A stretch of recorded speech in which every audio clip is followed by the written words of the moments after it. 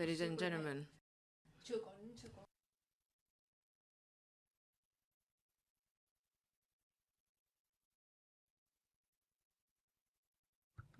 please be seated so that our event can begin shortly. Thank you.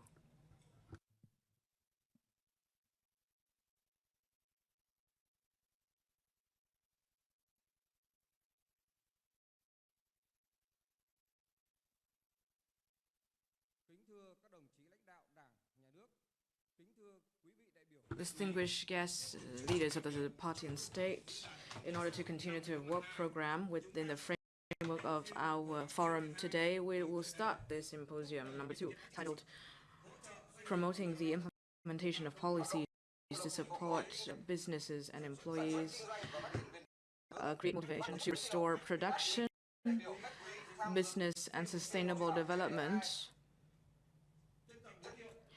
And would like to introduce Excellency Mr. Vương Đình Huệ, President of the National Assembly of Vietnam. Would also like to introduce Mr. Lê Minh Khái, Deputy Prime Minister, and members of the party Central Committee. And please give us a round of applause, Mr. Nguyễn Đức Hải, Vice President of the National Assembly, and Mr. Bùi Văn Cường, Secretary General and Chairman of the Office, Mr. Nguyễn Vũ Cường, Chairman of the Committee on Budget and Financial Affairs, and the Chairwoman of the Social Affairs Committee, Thanh Hà Nguyen Kran, the Chairwoman of the Ethnic Council, Mr. Lê Hoài Trung, the Chairman of the Party Central Committee for External Affairs, Minister of Rural Development and Agriculture, and the President of the Labor Union of Vietnam, Excellency Phạm Gia Túc, Secretary of the Nam Định Province. And we'd also like to introduce the representatives of the central ministries and agencies, offices, government offices, the National Ho Chi Minh Academy for Politics, the committees of the National Assembly, the Ethnic Council, the National Assembly Committee on Defense and Security, and as well as the delegates present here with us today, in person and online. I'd like to thank you for your presence today at our conference.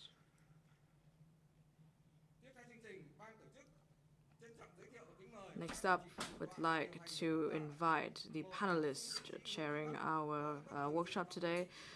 Mr. Nguyễn Duy Bắc, Permanent Deputy Director of Ho Chi Minh National Academy of Politics. Dr. Bùi Nhật Quang, President of the Vietnam Academy of Social Sciences. Please welcome.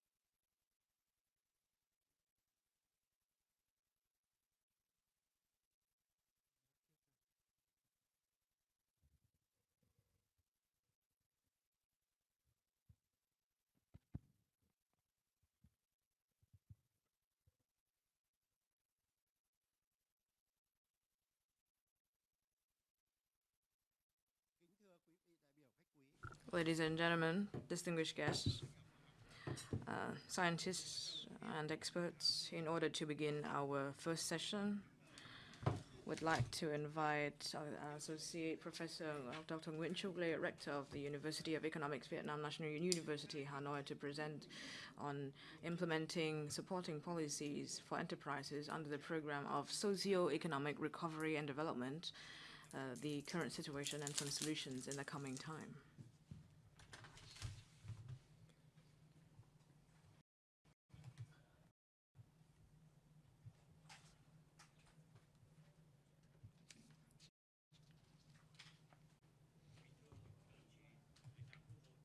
Ladies and gentlemen, distinguished delegates and leaders of the party, state, and national assembly, and the ministries and agencies, allow me, on behalf of the research group of our national economy at the university, would like to go from the objectives to the solutions. And of course, we are trying to provide you with the up-to-date statistics, as well as the reports from the National Assembly and all the other ministries and agencies for the support policies. And this report will aim to provide you with an overview to discuss the solutions for the socio-economic policies in accordance with the National Assembly resolutions and the policies, whether we should make any amendments and supplementation. Our report aims toward two key objectives. First, in order to review the support packages, and second, to point out the bottlenecks and the remaining challenges in implementation of some of the policies from the business sector and across a number of areas, for example, manufacturing, logistics, finance, and budget, and would like to go through some of the main documents, 15 over 17 documents from the National Assembly, most recent, the resolution number 584, in concretizing all of these resolutions of the government aiming toward economic recovery and cooperatives. And we have so far reviewed 11 documents by September 2022. And you can see that the disbursement rate is 55 trillion Vietnam dong, which accounts for nearly 16%. Accounting for 63% of the taxation policies. And in the process of review, the businesses feel that they do not receive enough of the 2% of taxation that it's tax incentives. And we believe that generally the group program has helped stimulate the economy and strengthen the confidence of businesses and people. And it is expected that this package will contribute to promoting 2.5% of the GDP in 2022. However, there should be reviews in midterm in order to ensure the effective implementation. The first policy is for tax incentives for households, businesses, and cooperatives, including tax reduction, the tax extension, and support of 2% of trade tax. Thanks to this package, many of the businesses could enjoy a preferential policy of tax. And regarding the inspection of all the dossiers in order to ensure that they can enjoy the taxation policies. And this is one of the very effective solutions in order to provide support for the businesses. However, there are, of course, very challenging remaining bottlenecks. For example, 8% of tax after August and after the decree number 41. And the next one is the protection of environment taxation. And this accounts for a large proportion of the tax policies, 63% in 55 trillion Vietnam dong on taxation. And we are looking forward to reducing the oil and gas price. However, it remains at a high rate and peaking at 32,000. Because this policy has not been very effective by the time then, as we conduct surveys with businesses, So far, it has been able to stabilize the oil and gas price and control inflation. And we have so far been able we detect that there are a number of other factors to influence the oil and gas price and the added value tax. However, we need to also consider the corporate income tax for the businesses and give them incentives for those who plan to have to conduct social work. And regarding the spread of this policy, it has not been fully covered and widespread. And for the extension of tax submission in land tax, this accounts for quite a large proportion after our survey for businesses. This will be added to the short-term capital flow. And regarding the reduction of the tax on land, the government has subsidized some of the tax for the ground land plots in order to create favorable conditions for the businesses. However, we believe that there has to be a more specific document and government document and guidelines ever since the decree number 11 was issued. The next one is to provide a support percent of 2%. Over 500 clients and disbursement only reach over 2 billion Vietnam dong, and the businesses are not very interested in this sort of interest package because they have to meet with a lot of responsibilities and expectations. In addition, household businesses have not had business permits and licensing. Credits is also one of the challenging issues, and this could be understood as the inflation rate control should be under 4%, and we need to have amendments to the credit room policy. And all the policies have created favorable conditions for a number of sectors, for example, animal husbandry and other sectors. And there needs to be further amendments to the policies to achieve a widespread effect. There are a number of difficulties. Businesses do not have much access to information, and the businesses have access to different sources of information through official documents. For example, for large businesses, they can have access to official documents, but not for the households. And second, it is difficult for the beneficiaries of these policies to meet the requirements on administrative procedures. They have to meet with auditing and inspection.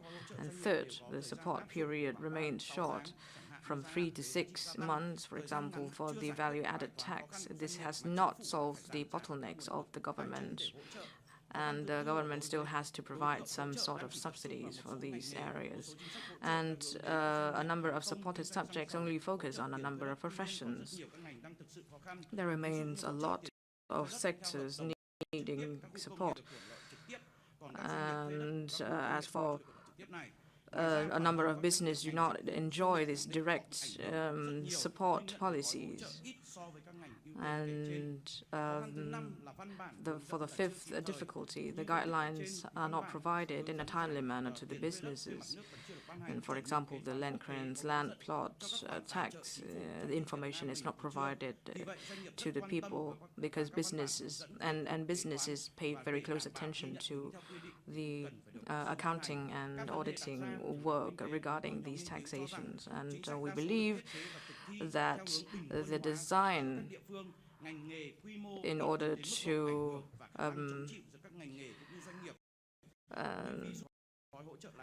And businesses, for example, the conditions with the 2% interest rate support policies remain hard to access to businesses.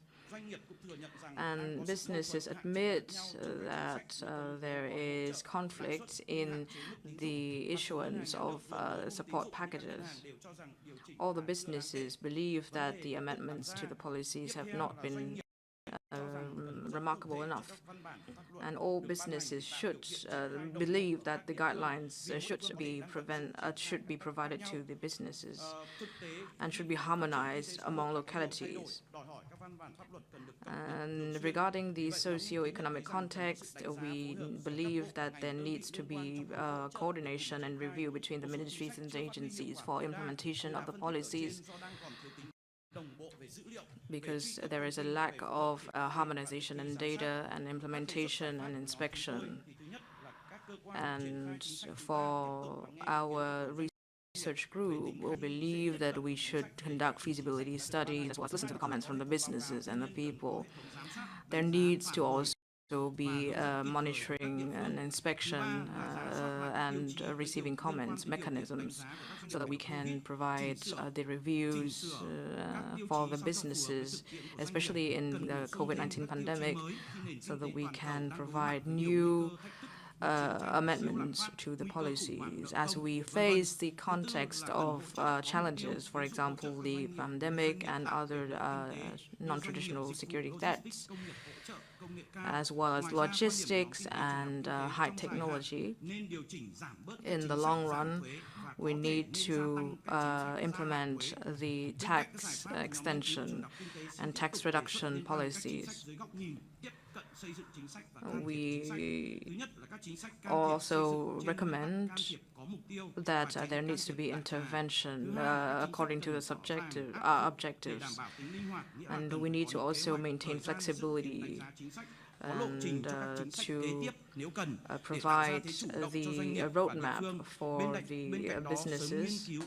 And in addition, I should also have calculated intervention policies in prediction and in prevention of the threats, for example, the conflicts around the globe, as well as the increasing the resilience for businesses, and tax extension, as well as debt payment extension, and credit as well, in order to balance out the budget. And finally, to ensure the transparency of the businesses so that they can receive proper support. Thank you very much.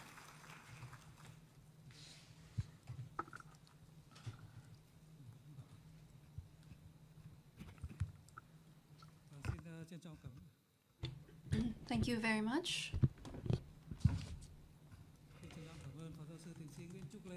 Thank you very much, Associate Professor Nguyễn Trúc Lê. Your presentation have shown us the actual situation of policy implementation to support businesses, and also the limitations and obstacles, and your suggested solutions to promote such implementation are given on a scientific, practical basis. Next up, we would like to invite Mr. Thu Thanh, President of Deloitte Vietnam, to present on improving competitiveness and resilience of enterprises in a new context.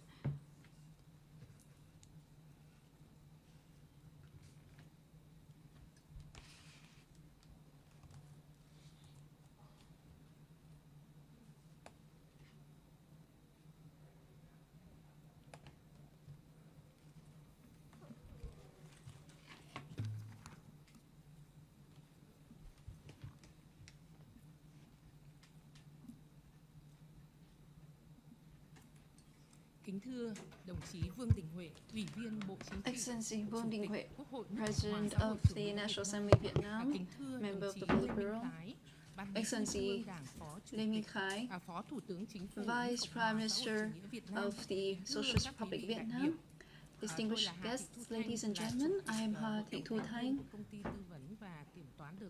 from Deloitte Vietnam, and I'm also the chair of the governing board. And my presentation will focus on improving the competitiveness and resilience of businesses in the new context, with a focus on the private sector. Ladies and gentlemen, from 2021 to 2022, allow me to elaborate the structure of my presentation. First, I will give an overview of the socioeconomic context of Vietnam. Second is the factors to improve the competitiveness. And third are the solutions to increase resilience for grasping opportunities and growing sustainably. The 2 years, 2020 and 2021, COVID-19 has caused serious impacts on the global landscape in terms of society and economics, and Vietnam is no exception to it. Besides war, conflicts, and the pandemic, the climate change is also a great challenge to us.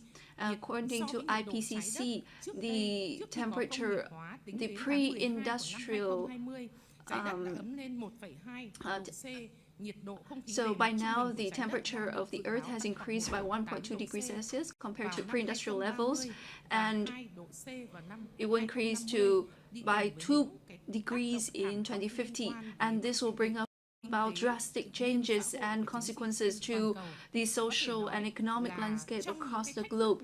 And besides among the common challenges to all countries and businesses, climate change is the biggest, can be said to be among the biggest. So in 2021, leaders across the world have attended the COP26 and have put forward the goal of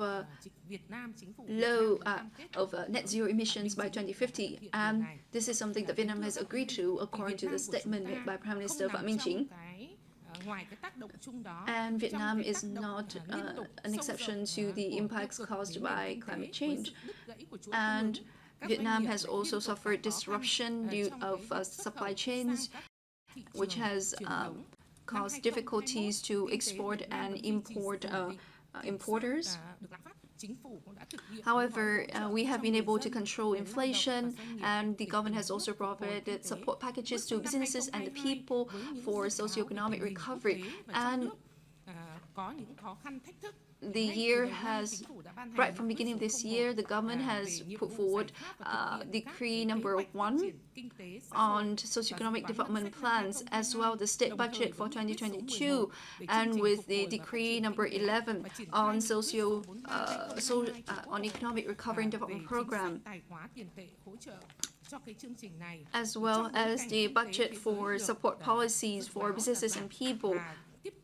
Cuộc xung đột giữa chiến tranh Nga và Ukraine đã từ việc thực hiện cái chính sách tài chính tiền tệ ở nhiều nước.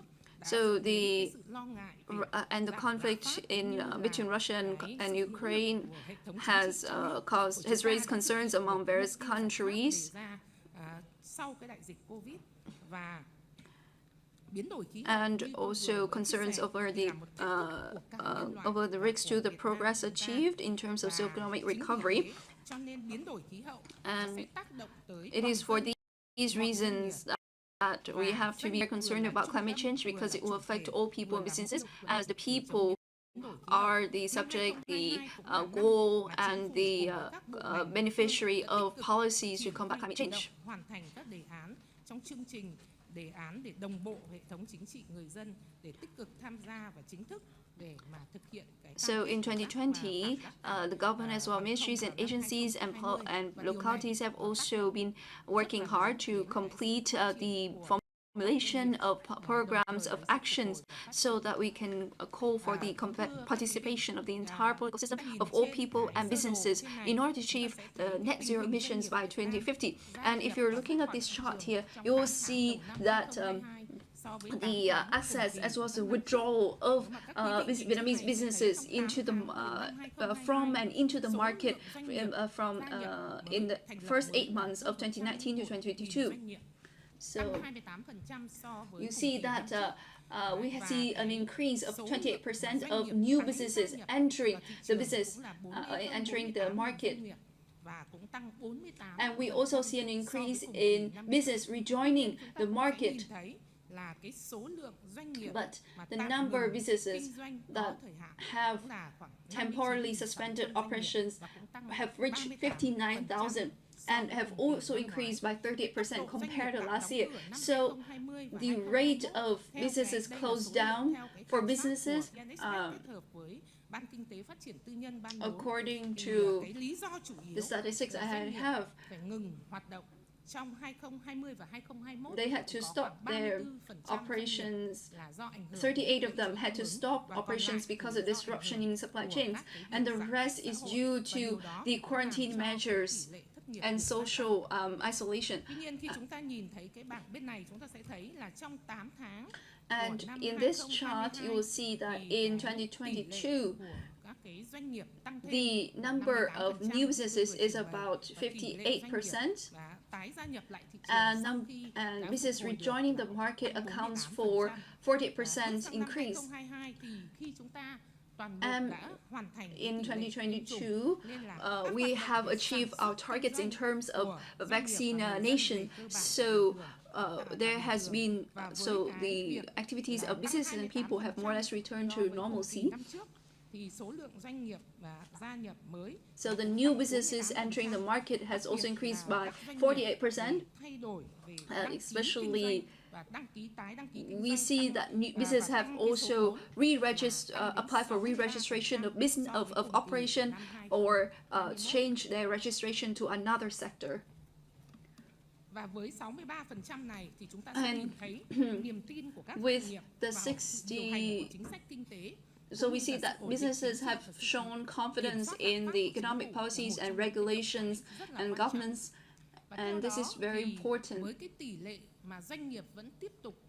And given the number of businesses that have temporarily halted their operations, as well as business rejoining the market, these have not met our expectations. And according to the research over the past 2 years, we can see that there are many difficulties that businesses have to face. So you can see that there are four difficulties that are notable. First is finance. So the greatest difficulty is the lack of capital, of liquid capital, so that they can pay for the interest payment of bank debts. And the cost of inputs have increased by a great amount due to the change in the dollar to Vietnamese dong exchange rate, and also due to Fed's policies as well. So these have affected the cost of inputs and increased the cost of logistics and other input costs. And the interest has the profit has also gone down due to lower orders. We see this most notably among the exporters. The fluctuation in the US dollar and euro has also, exchange rate has also affected business. So, on facing difficulties on labor, in terms of both quality and quantity, businesses see a shortage in the number of recruits, as well as deficiency in terms of skills. And these affect their operations, especially exporters. And we also see a lot of competitiveness in the domestic market among highly skilled, for highly skilled laborers, especially as foreign enterprises are entering the domestic market. And we see that businesses also have difficulties in accessing capital, and a lot of them are SMEs, so they do not have a strong, especially if we're speaking about traditional channel of accessing capital like banks. Because of their small scale, they do not have a lot of collateral, so they would have difficulties in attracting, mobilizing new capital for new business.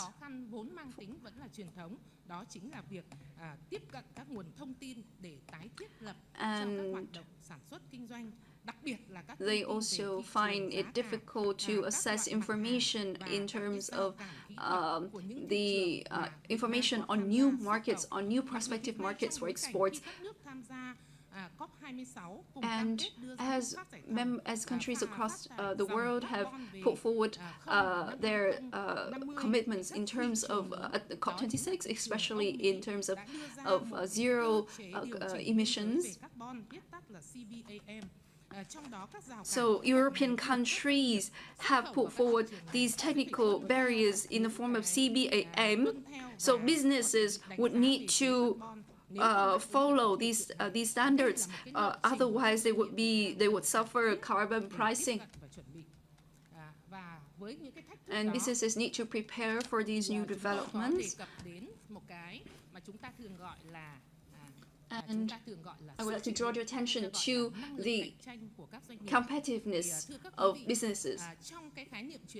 So, traditionally speaking, competitiveness is the ability to survive in conditions of normal competition, such as usual competition, such as on the basis of goods and services that are offered. They must be innovative in order to meet with the demands. And second is the price, and we're talking about both domestic and international markets.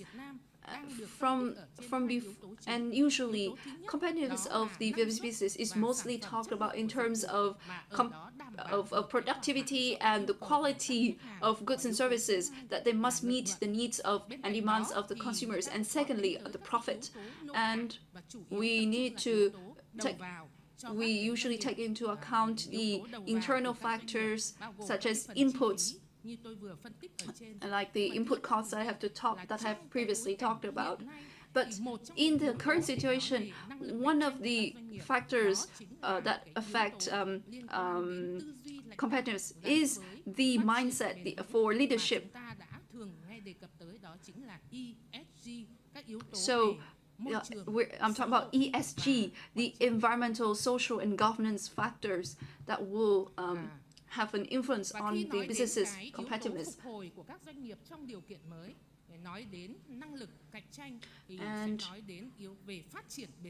we need to talk about sustainable development when we're talking about competitiveness, and that is ESG. It's not a responsibility, but an opportunity and a condition for development. Foreign experts have talked about ESG as the key for sustainability. Sustainability is not just a responsibility, but also continuity and business opportunity. So when we're talking about development and recovery of businesses, that we need to touch upon a very important factor, that is the ESG, and that is sustainable development. So these three, so it's comprised of three components, and they are the same for, they are applicable for both big businesses as well as SMEs, for startups, for business rejoining the market, because these components are should be of great interest to businesses, and they must consider them before they can think about sustainable development. And according to Deloitte research, as well as other ASEAN countries, then the governance, corporate governance, is the core of ensuring competitiveness of businesses. So over the pandemic, we see that companies that can survive the pandemic and can recover and quickly development and grow, they have the core. They have a strong core of corporate governance, and that depends on three factors: versus finance and human resources and social factors. Next up is my third part on the solutions, ways that businesses can recover and grow in the new context. So according to ILO, there are 4 factors that affect the recovery of businesses. First, to improve financial stability and liquidity so that business can tackle financial difficulties.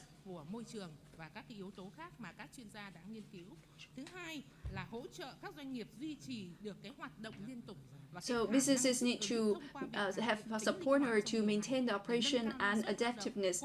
So in order to improve productivity. And in addition, administrative measures as well as inspection measures need to be cut down.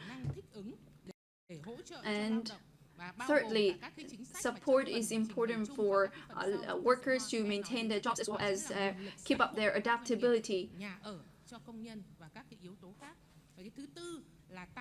And fourth,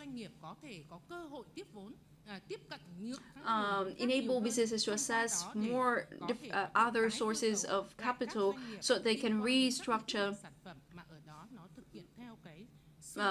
especially businesses that trade in goods. According to our research, there are 4 groups of businesses that we target at. First is prioritize actions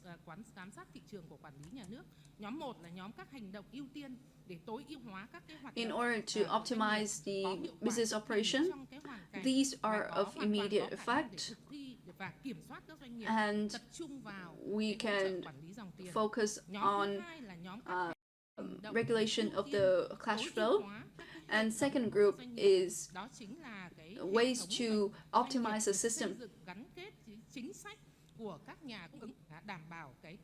So businesses should be well connected to the suppliers to ensure the stability of the supply chains, so that we need to bring the supply chains from the global scale to the regional scale and to the provincial scale. And third group of actions is for promoting innovation with a long-term strategy in terms of digitalization, and they should be able to optimize strategies for digitization so that they can operate in an e-commerce environment. And fourth is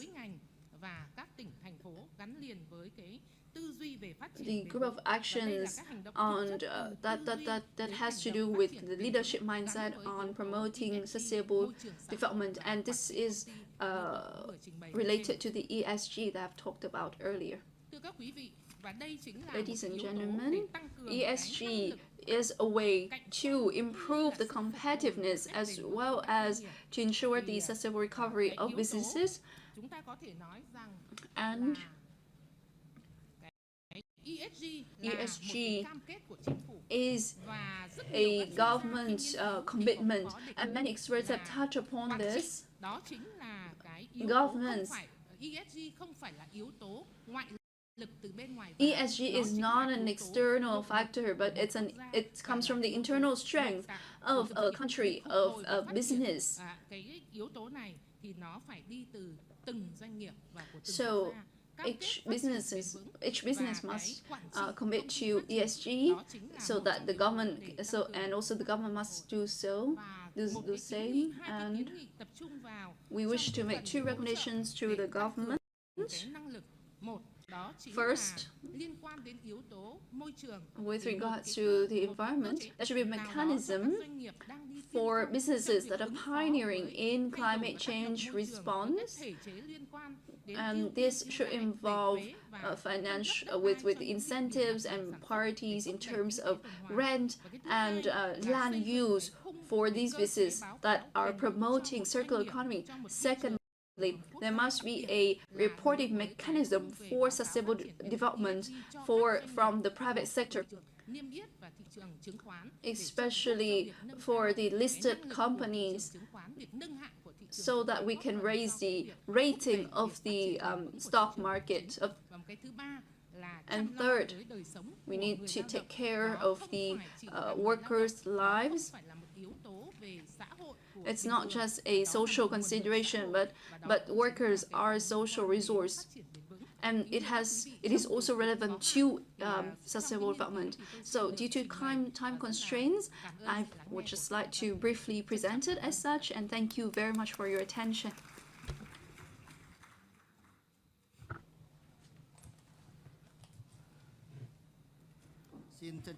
Thank you very much, Madam Ha Tu Thanh, President of Deloitte Vietnam.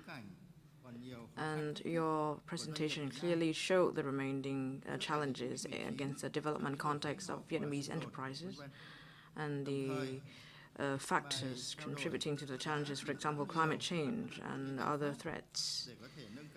And you have also presented the solutions to increase the resilience and the competitiveness of businesses.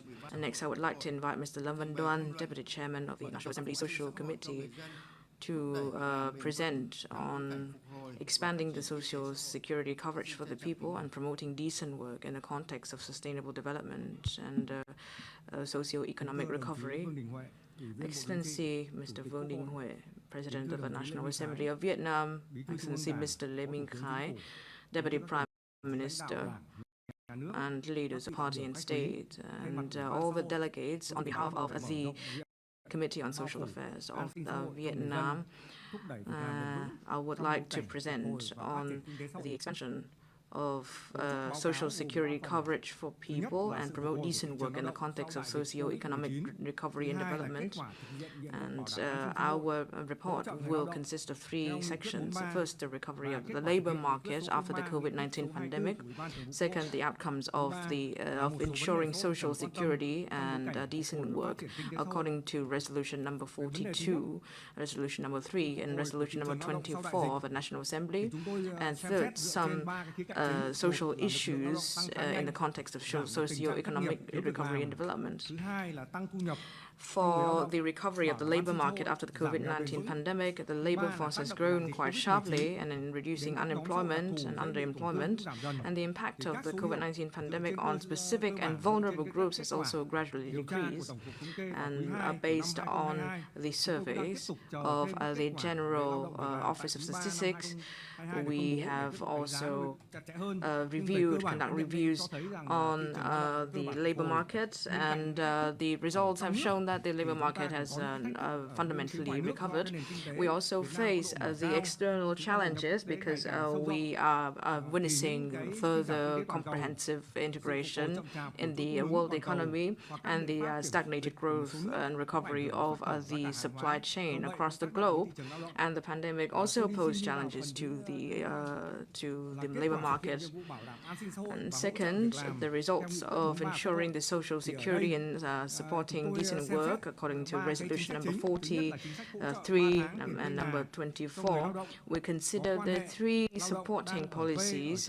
First, the rent for employees who are working in industrial parks, export processing zones, and key economic areas. And in the 6 months of 2022, 60 over 63 provinces have enterprises and employees applying for this program of support. And 3 provinces that do not have the enterprises and employees, which are Lai Châu, Điện Biên, and Cao Bằng.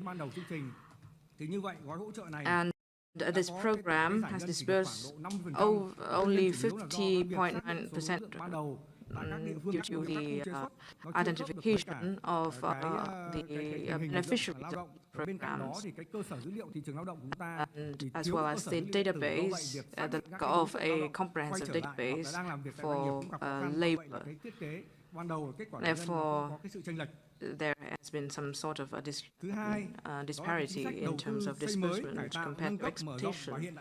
And second, in investing in newly construct and to renovate and the social assistance programs, and vocational training and job creation, and the implementation cost is now up to 3.15 trillion Vietnam dongs.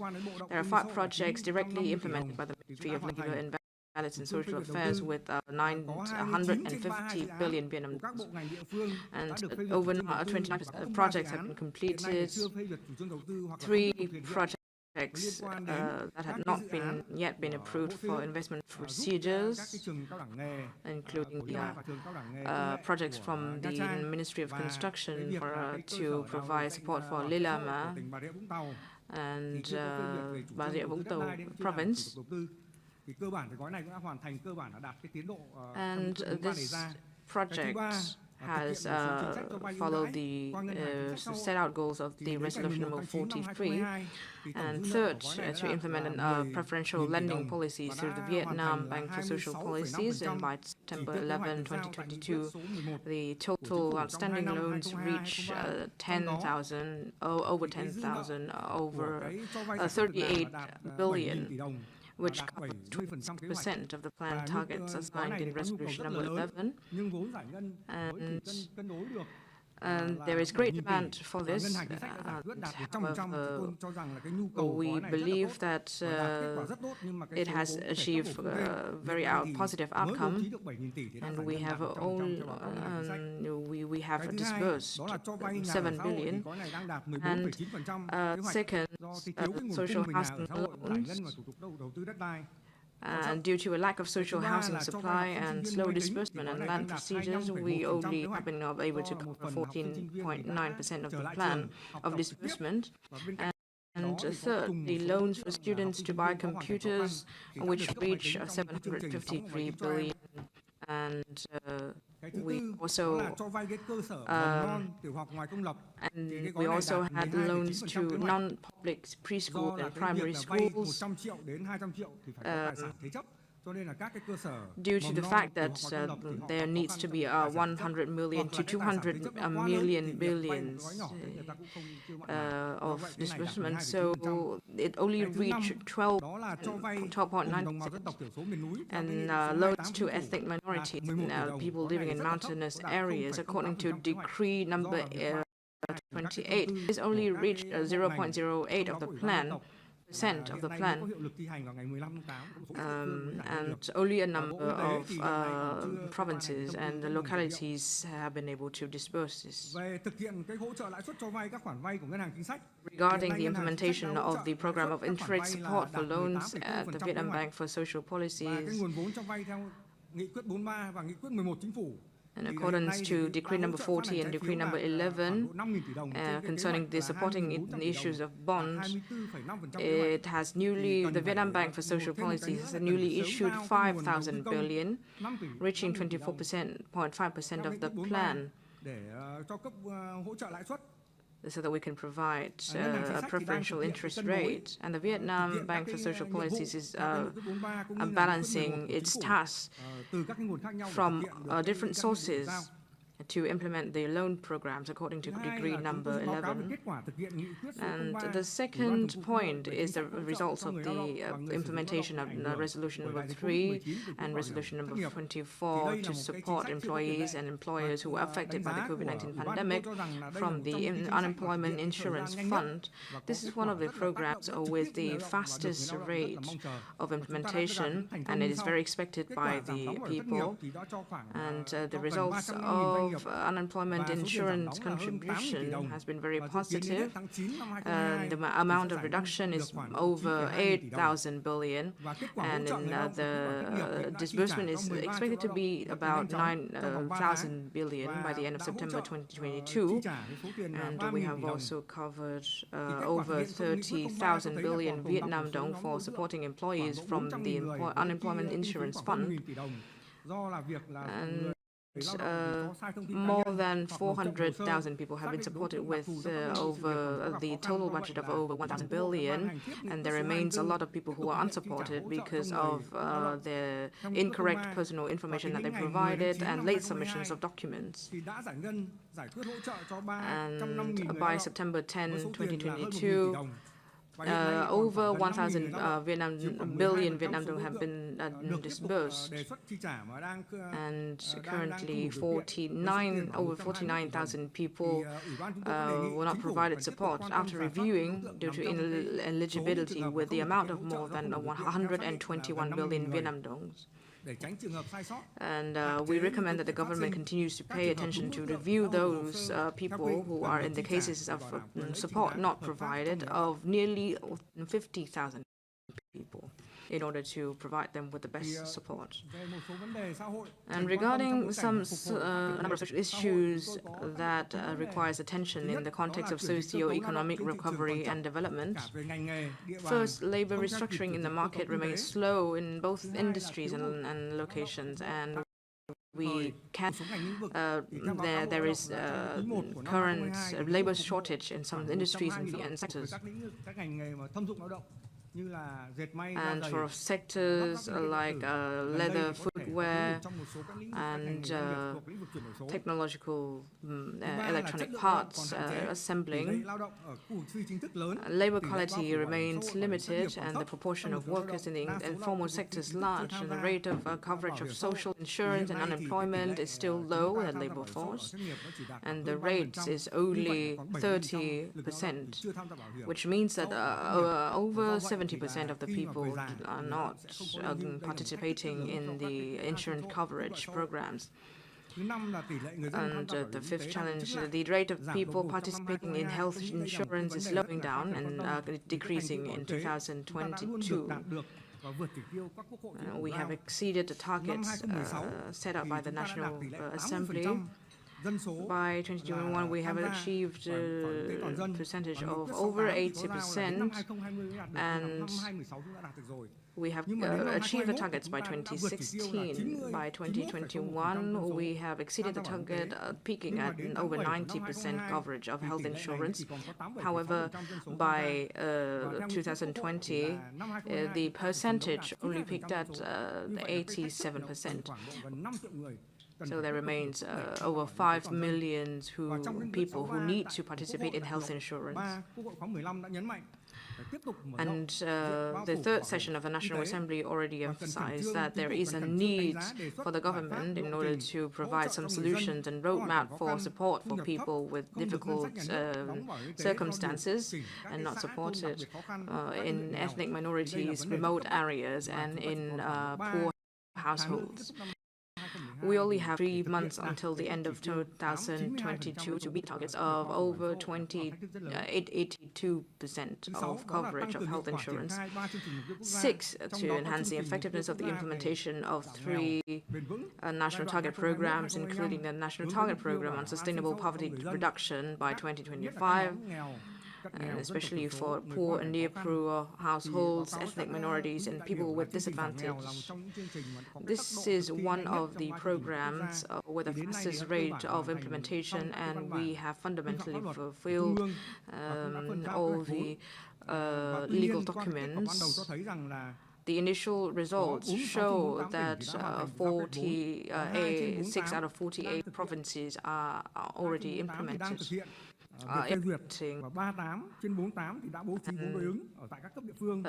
38 out of 48 provinces have provided loans. And this is a very challenging issue in the national target programs and requirements for the 2021-2025 period. And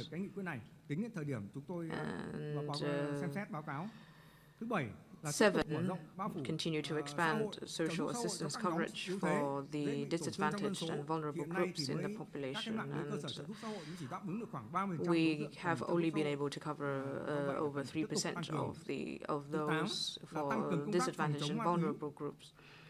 And 8, to strengthen the work of drug prevention and control, drug addiction treatment, and prevention and control of the other issues in the society after the COVID-19 pandemic.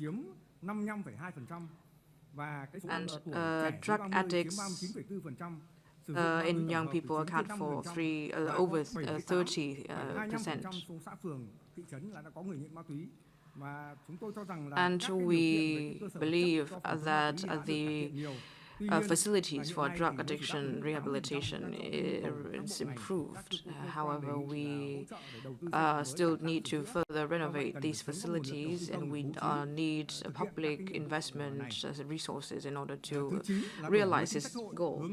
9, to renovate social policies towards sustainable development and adaptation to population aging. And by 2025, according to the resolution of the party, we aiming towards a modern industry and higher income, higher lower middle income country by 2030, and by 2045 a developed country with the very high social welfare policies. We are one of the countries with the fastest rate of population aging, from 17% to 14%, and we need to provide these resources to to adapt to population aging by 2030 and 2045, which means that we have to provide them with social welfare in adaptation to climate change and other emerging issues, because population aging has impact on the entire population and this entire society.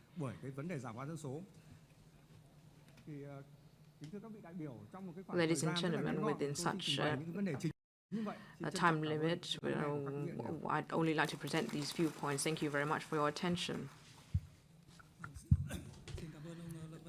Thank you, Mr. Lim Wan Duan. I think that we have seen through your presentation the situation in the labor market after the COVID-19, employment, unemployment, income, and social security, especially for vulnerable groups. Some social issues that require interest in the context of socioeconomic recovery and development have also been elaborated, and important recommendations were pointed out, such as ensuring social security. We focus on ensuring decent work, such as creating an enabling environment for accessible business opportunities, reduce poverty through expanding social security coverage to all, and reducing unacceptable forms of employment, especially for the most vulnerable groups. And thus, we have listened to the 3 presentations on policy implementation, in improving competitiveness and resilience of enterprises in new context. We shall now take a break of 15 minutes. Thank you very much.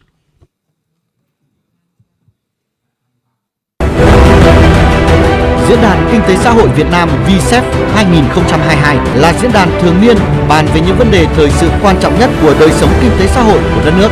Diễn đàn do Ủy ban Kinh tế của Quốc hội, Ban Kinh tế Trung ương, Học viện Chính trị Quốc gia Hồ Chí Minh và Viện Hàn lâm Khoa học Xã hội Việt Nam phối hợp tổ chức vào Chủ nhật ngày 18 tháng 9 năm 2022 tại Trung tâm Hội nghị Quốc gia, thủ đô Hà Nội.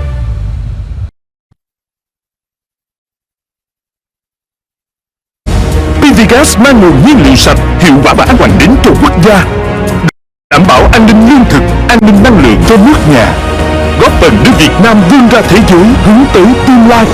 Gas năng lượng khơi nguồn đổi mới.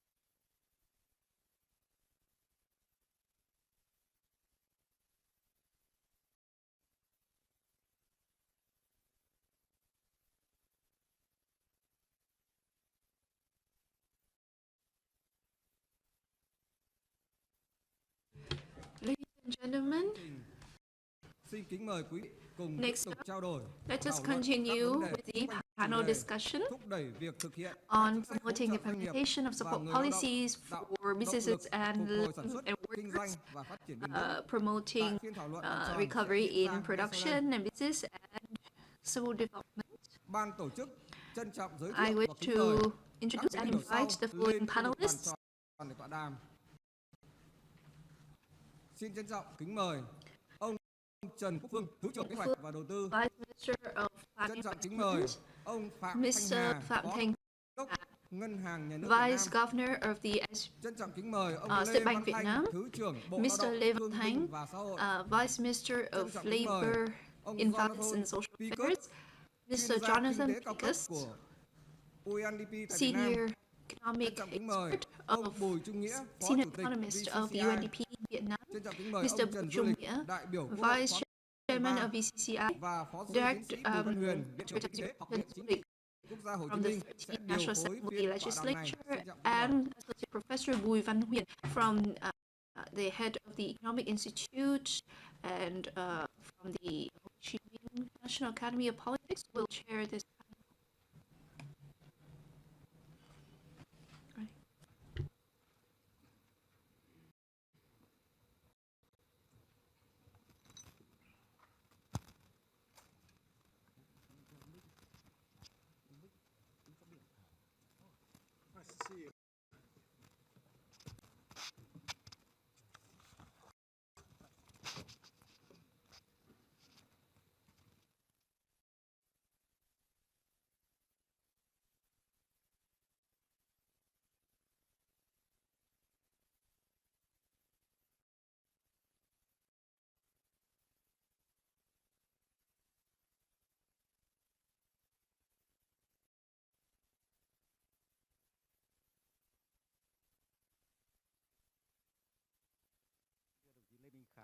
Bí thư Trung ương Đảng, Phó Thủ tướng Chính phủ, Excellency Lê Minh Khái from Trung ương Đảng, Vice Prime Minister, đại diện lãnh đạo distinguished cơ guests, quan Quốc hội, leaders đại diện lãnh đạo các of the National Assembly, ban, from the ngành trung ương, ministries, lãnh agencies, đạo các địa phương, and đại diện các tổ collectees, chức quốc tế, representatives các cơ of quan, các nhà international khoa học, toàn organizations, thể các quý vị. scientists, experts, ladies Như and vậy, sáng gentlemen. đến giờ chúng ta đã I được think from the morning, since nghe the hai bài phát morning, biểu quan trọng, we have listened bài phát biểu khai to mạc two very important giáo sư tiến sĩ speeches. Vương Đình Huệ, That is Ủy viên the Bộ first Chính trị, Chủ tịch Quốc hội, remarks by và Professor bài Vương Đình Huệ phát biểu đề dẫn của giáo sư tiến sĩ Nguyễn Xuân and Thắng, the keynote remark by Hồ Chí Minh. Mr. Nguyễn Xuân Thắng, Director of the Ho Chi Minh National Academy of Tham Politics. luận chuyên sâu trong We have phiên also listened to three presentations at the symposium. bàn về các chính sách hỗ trợ, The thematic bàn về discussion năng lực chống chọi, on năng lực cạnh tranh của doanh nghiệp, improving competitiveness and resilience of businesses, support policies for workers. trong cái phiên thảo luận bàn tròn hôm nay, And chúng ta at the sẽ panel thảo luận today, sâu hơn về we shall go into further depth on these issues. First of all, I would like to thank all panelists for accepting for being here. And I think that according to the schedule, we are late by 50 minutes. So I very much would like to request that all panelists would be mindful of the time allotted to you and please stay to within 7 minutes. Cho phép tôi được đặt câu hỏi với ông Trần Quốc Phương. So first, my first question is to Mr. Trần Quốc Phương, Deputy Minister of Planning and Investment. As the focal point in formulating and implementing the socio-economic recovery and development program, as well as for the resolution 43 fiscal monetary policy to support the program. And as a representative for the focal point agency, what is your opinion on the implementation of resolution 43 and the program? Their opinions that such implementation is rather slow, and some policies have not been able to properly translate it into reality. Distinguished guests, ladies and gentlemen, right after the promulgation of Resolution 3 on fiscal monetary policies to support the socio-economic recovery and development program, the government has instructed relevant ministries and agencies on the issue of decree number 11.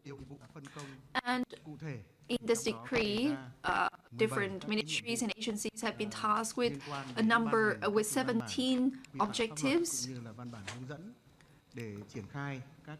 in order to implement the assigned task of resolution.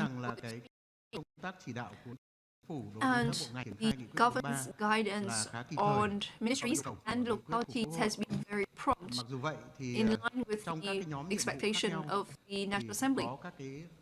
And, however, with different lines of work for different tasks, there are different timeline varies.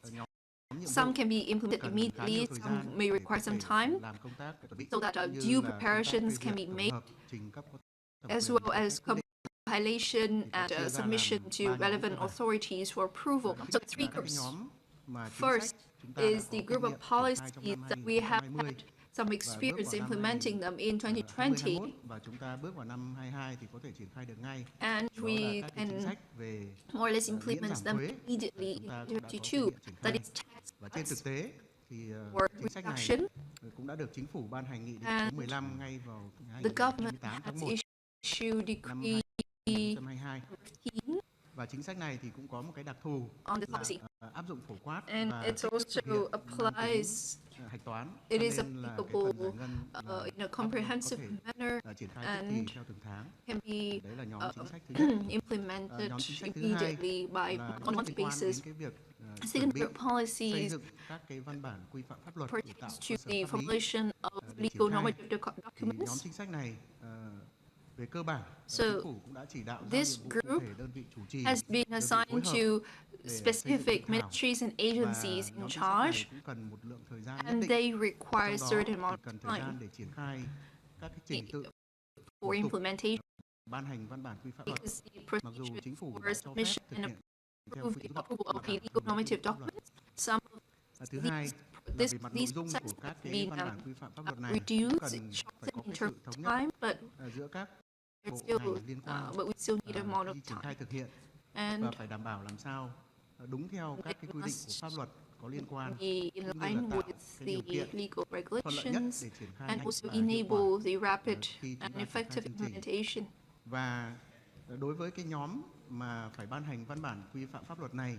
And for these legal normative documents, the decrees are to be issued in May on supporting the interest rate, lending interest rate,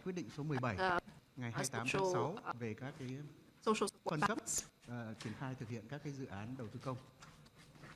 Thì đối với các cái nhóm này thì hiện nay trong quá trình thực hiện và giải ngân thì in terms of disbursements of these policies, we have support in lending of the lending interest rate via the banks, and we have achieved concrete disbursement goal. The third group of policies has a longer timeline compared to the previous two, because it requires much longer time for preparation, and they're quite difficult to be implemented. That is public investment. It is relevant to the package of 176 trillion Vietnamese. There are several reasons for this. Because of the pandemic control efforts to be carried out by localities, they've also made efforts to approve projects of investment projects. And some of these investment policies require a lot of coordination among ministries, agencies, and localities. So there might be some sort of lag. And in terms of implementation, we have to think about the capital as well as the projects. So, with regards to the 106 trillion Vietnamese dong for public investment, we have been very flexible in adjusting for the midterm investment plan of 5 years. And the government has also submitted to the Standing Committee ngân sách nhà nước năm 2022 khoảng 38.000 tỷ để sử dụng about 38 trillion Vietnamese dong. So this should be the funds for recovery efforts first. Và sau đó thì tạo dư địa cho về mặt vốn của kế hoạch đầu tư công trung hạn để tiếp tục giải ngân cho các cái dự án có quy mô lớn của chương trình phục hồi mà phải thực hiện major projects that would last over many years, with about 142 trillion Vietnamese dong. With the remaining, the MPI has reported to the government. This is to be to supplement the state budget for 2023. With regards to the projects, the public investment projects need to go through several stages of project approval and registration. And at the last meeting, the Standing Committee of National Assembly, the government has achieved a rather high number of projects, and most of them are of about 140 trillion Vietnamese dong. And with remaining projects worth about 20 billion Vietnamese dong. So as soon as we are done with this work, we will report to the National Assembly for further guidance. And this matter receives great interest from the government. And the government has also forwarded a steering committee for socioeconomic recovery and development. And to date, we've seen that the achievements of the past 8 months include about 68 trillion Vietnamese dong of disbursement. And this does not include 46 trillion dong for vaccination, for buying vaccines.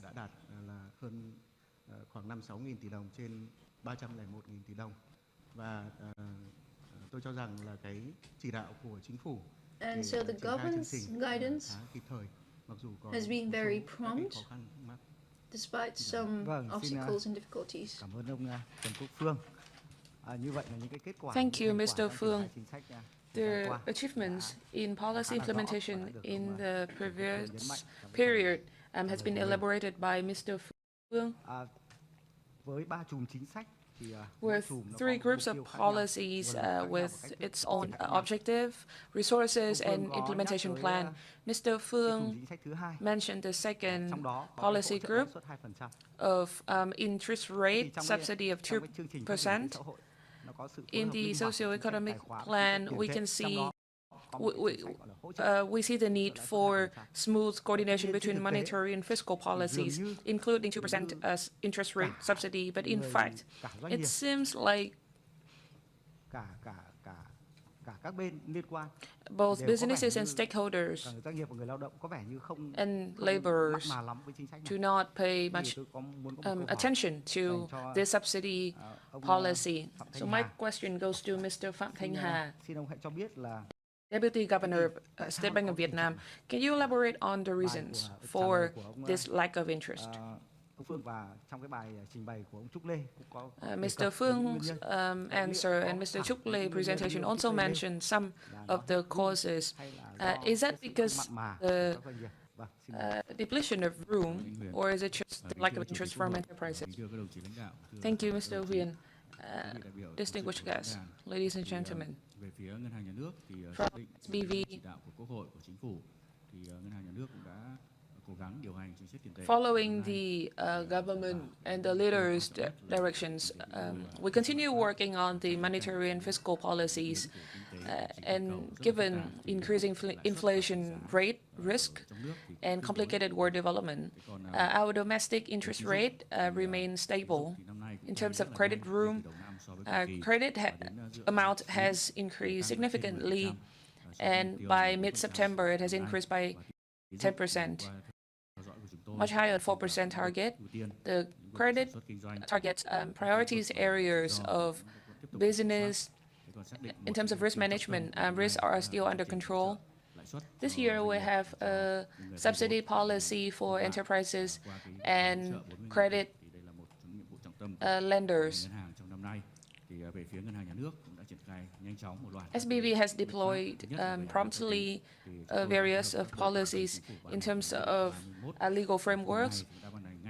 We have issued Decree 31 and Direction 03. From that, SBV has collected information from enterprises and make suggestion for ministries to disperse the 40,000 billion subsidy budget to enterprises. After we have the budget allocation plan, we have issued directions for commercial banks, and we have a document package compiling over 20 Q&As that addresses issues of registration, disbursement, and other procedures. Commercial banks are also required to focus their resources to deploy this 40,000 billion budget. In terms of communications, and the SBV has hosted several events to communicate the policy to the potential beneficiaries so they can understand the benefits of the policy. From the commercial banks, as we've listened to various speakers, the subsidy has been rolled out in reality. However, figures are not yet impressive. Only around 500 beneficiaries enjoying the subsidy of around 13,000 only. I want to clarify that the lending activities by commercial banks are still going on. However, the budget targets a period starting from 2022, moving on to the following years. So we believe that it takes time. For example, interested customers, if they want to benefit from this policy, they need to have time to prepare their document package. And so it takes some more time. We expect that there will be 800,000 billion loan balance that can benefit from this policy. And commercial banks also need time. They need to assess the risk and compare that with their risk appetite. Of course, the outcomes have not been up to our expectations. We identify 4 groups of challenges in the time to come. First of all, beneficiary of the support. One case is that a lot of beneficiaries work in multi-sectoral business. And the question is, if one of the business is within the scope of beneficiary, can the multi-sectoral businesses enjoy this package? Because they might not meet all the requirements of the package. Secondly, assessment requirements say that the beneficiaries must have potential of recovery. So there is a gap between the commercial bank's assessment and possible assessment by auditing agencies and QA agencies.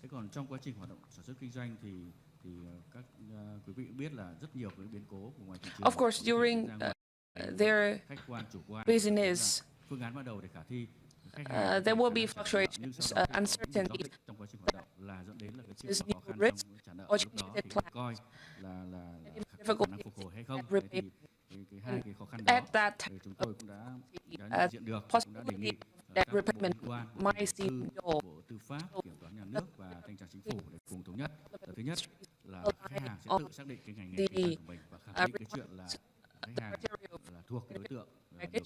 First, customers must identify their area of business to benefit from the package. Secondly, the main assessment agency is commercial bank who issued. The second challenge is the mentality. Yes, we acknowledge that some commercial banks are not fully willing to roll out this package because in history, some commercial banks had difficulty with budget disbursement. Also, the mentality of the customers, as I said, loan balance of 800,000 billion to benefit from the package, but in fact, there's only 4.4 thousand that has been benefited. So customers sees little potential in actual benefiting from the package, and they are concerned about the bureaucracy, the cumbersome procedures. So this is where we need to make efforts to ensure transparency and smooth operations, implementation. The customers are also concerned about the post-loan control and assessment. So in terms of solutions, SBV will roll out intersectoral task force to work with localities and commercial banks to identify specific issues of concern. We also organize seminars and workshops connecting businesses and commercial banks, so we understand each other's difficulties. And finally, we'll continue to work with relevant agencies and ministry to continue to fine-tune our policy or revise the procedures and the requirements to clear any blockage. Thank you. Thank you, Mr. Ha. Of course, there's a gap between the objective and the actual implementation. However, the lending activities are still going on as business as usual. However, we see there are concerns both from the enterprises and customers, and Mr. Ha has proposed 3 solutions. So I hope good results will come. We have listened to support policies.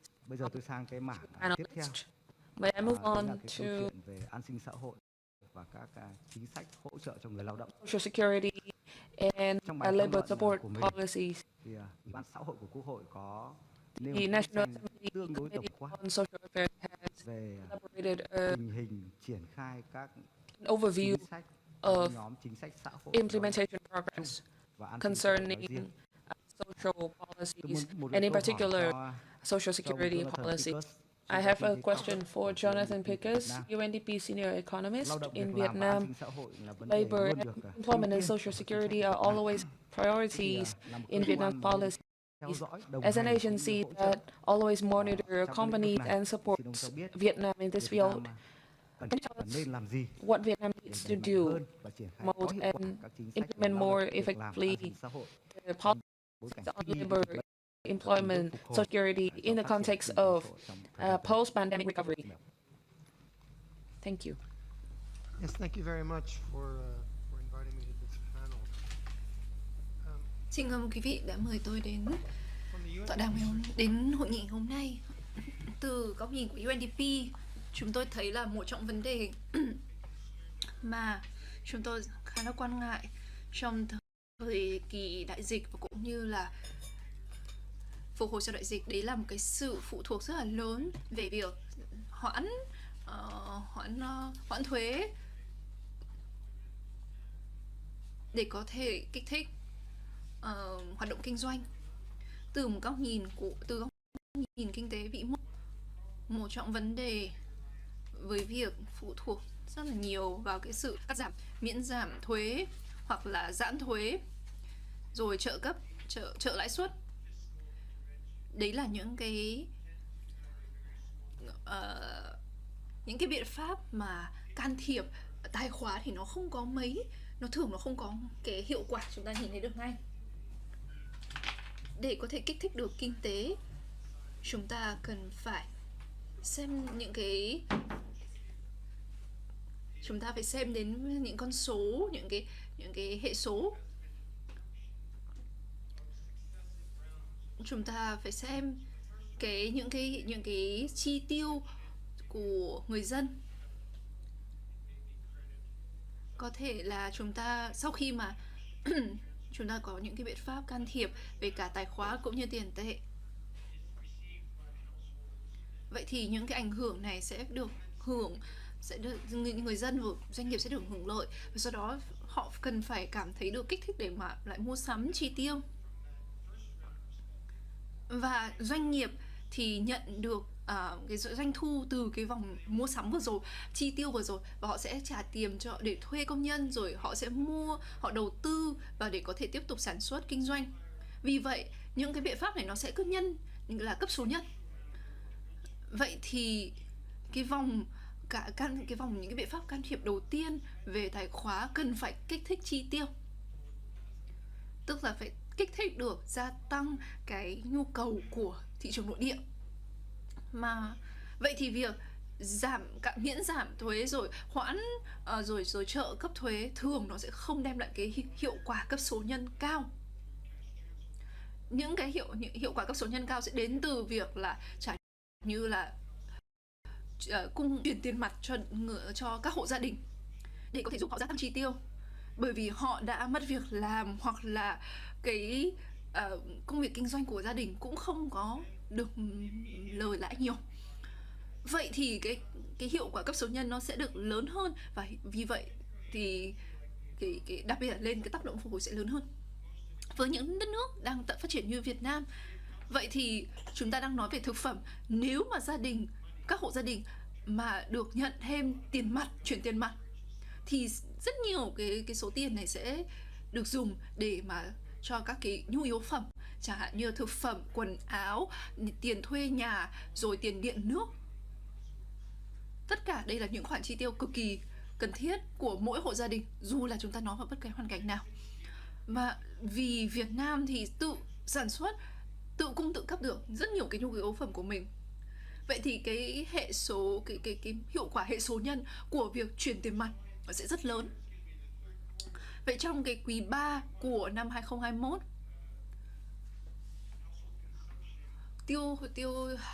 tiêu dùng của gia đình thì đã giảm 21%, và đấy là phần lớn là và nó được thể hiện ở dưới cái gia hạn là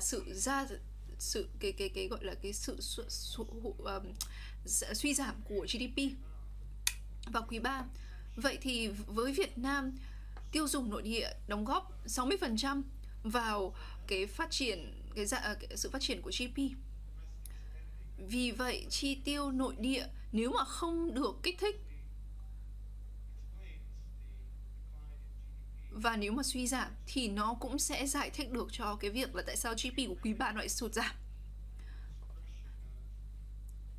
Vậy nếu mà và một cái biện pháp để có thể kích thích được chi tiêu của hộ gia đình, đấy sẽ là chuyển tiền mặt. Và tôi hiểu Việt Nam đang gặp một chút khó khăn về cái việc chuyển tiền mặt ở một cái quy mô lớn, bởi vì vẫn chưa có một cái thể chế để có thể chuyển tiền mặt đến cho người dân ở một cách mà nó nhanh chóng, cần thiết và hiệu quả. Tôi nghĩ cái bài học từ năm 2021 là chúng ta cần phải phát triển được những cái cơ chế, để có thể phòng vệ cho những cái khủng hoảng tương lai. Và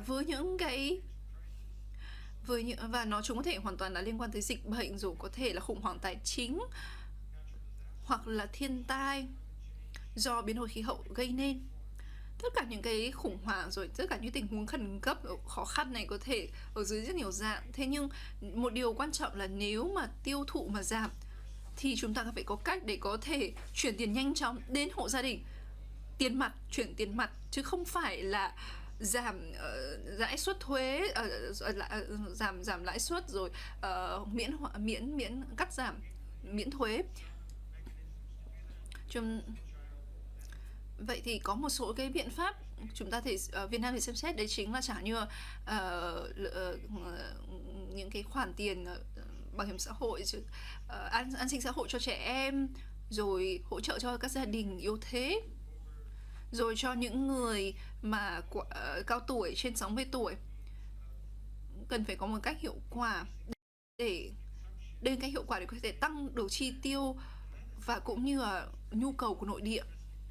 Và đấy là cái mà các doanh nghiệp nội địa cần nhiều hơn là các cái chính sách về thuế, ưu đãi về thuế. Họ cần phải bán được sản phẩm của mình, rồi phải có người sử dụng dịch vụ của họ, thì như vậy họ mới thuê được thêm người lao động. Mà khi mà đã thuê được thêm người thì họ sẽ có thể kích thích, họ có thể tiếp tục hưởng lợi từ những cái từ những cái đợt chi tiêu sau đó của người dân. Và những cái chính sách này sẽ có lợi không chỉ cho tình hình bình thường hiện nay mà rồi cũng cả những cái cuộc khủng hoảng sắp tới. Thank you very much, Mr. Jonathan Paikas, for your very valuable insights and recommendations of Vietnam in the current context. And we can see that the Party of Human Resources is not just a breakthrough mentioned in the 13 National Party Congress documents, but also an urgent task for the upcoming period of recovery of Ukraine. So from the Việt Nam, bà Hà Thu Thanh và trong cái tham luận của xã hội của ông Lâm Văn Đoan cũng nhấn mạnh một trong những yếu tố cốt lõi để doanh nghiệp mà trụ được trong cái giai đoạn vừa rồi và vượt qua được giai đoạn Covid thì một trong những yếu tố quan trọng đấy là nguồn nhân lực và chất lượng nguồn nhân lực cũng như năng suất của người lao động. Xin một câu hỏi dành cho ông Lê Văn Thanh, Thứ trưởng Bộ Lao động Thương binh và Xã hội. Ông có thể chia sẻ những cái kế hoạch hơn nữa để nâng cao chất lượng nguồn nhân lực thông qua các chính sách đào tạo, nâng cao năng suất chăm lo đời sống của người lao động trong thời gian tới. Xin trân trọng mời ông. Kính thưa Chủ tịch Quốc hội Vương Đình Huệ, kính thưa đồng chí lãnh đạo Quốc hội, lãnh đạo bộ ban ngành, kính thưa toàn thể hội thảo. Thì trong những năm qua thì Đảng, Nhà nước cũng ban hành nhiều chủ trương, chính sách nhằm nâng cao chất lượng nguồn nhân lực để đảm bảo an sinh xã hội cho người lao động. Và có thể thấy rằng là cái chất lượng nguồn nhân lực chúng ta thời gian vừa qua thì tuy đã được tập trung đẩy mạnh như vậy nhưng mà vẫn qua nhiều ý kiến thì vẫn còn có rất nhiều cái hạn chế. Và bên cạnh đấy thì cái an sinh xã hội chúng ta cũng đảm bảo nhưng mà vẫn còn thấy nhu cầu của dân cũng là còn rất là lớn. Thì để phát triển xã hội bền vững và cần thiết thì phải có phát triển in order to ensure sustainable social economy development, có chất lượng, we need có to kỹ pay năng. great attention to Và đây the cũng là human một trong những resources. cái đột phá chiến lược Need to be well để phát skilled. triển đất nước trong thời gian And tới. I think this is one of the major Trong strategic breakthrough cái nghị quyết for của Đại hội Đảng lần thứ 13 của chúng ta. economic development as Và stated in trong the thời gian vừa qua, resolution chúng ta đã và of đang the tập trung để có Party nhiều cái Congress, giải the pháp để 13th Party Congress. nguồn nhân lực, chất lượng nguồn nhân In lực. the previous time, we have Thì, several policies and thời gian tới thì chúng ta cần this phải làm regard. gì?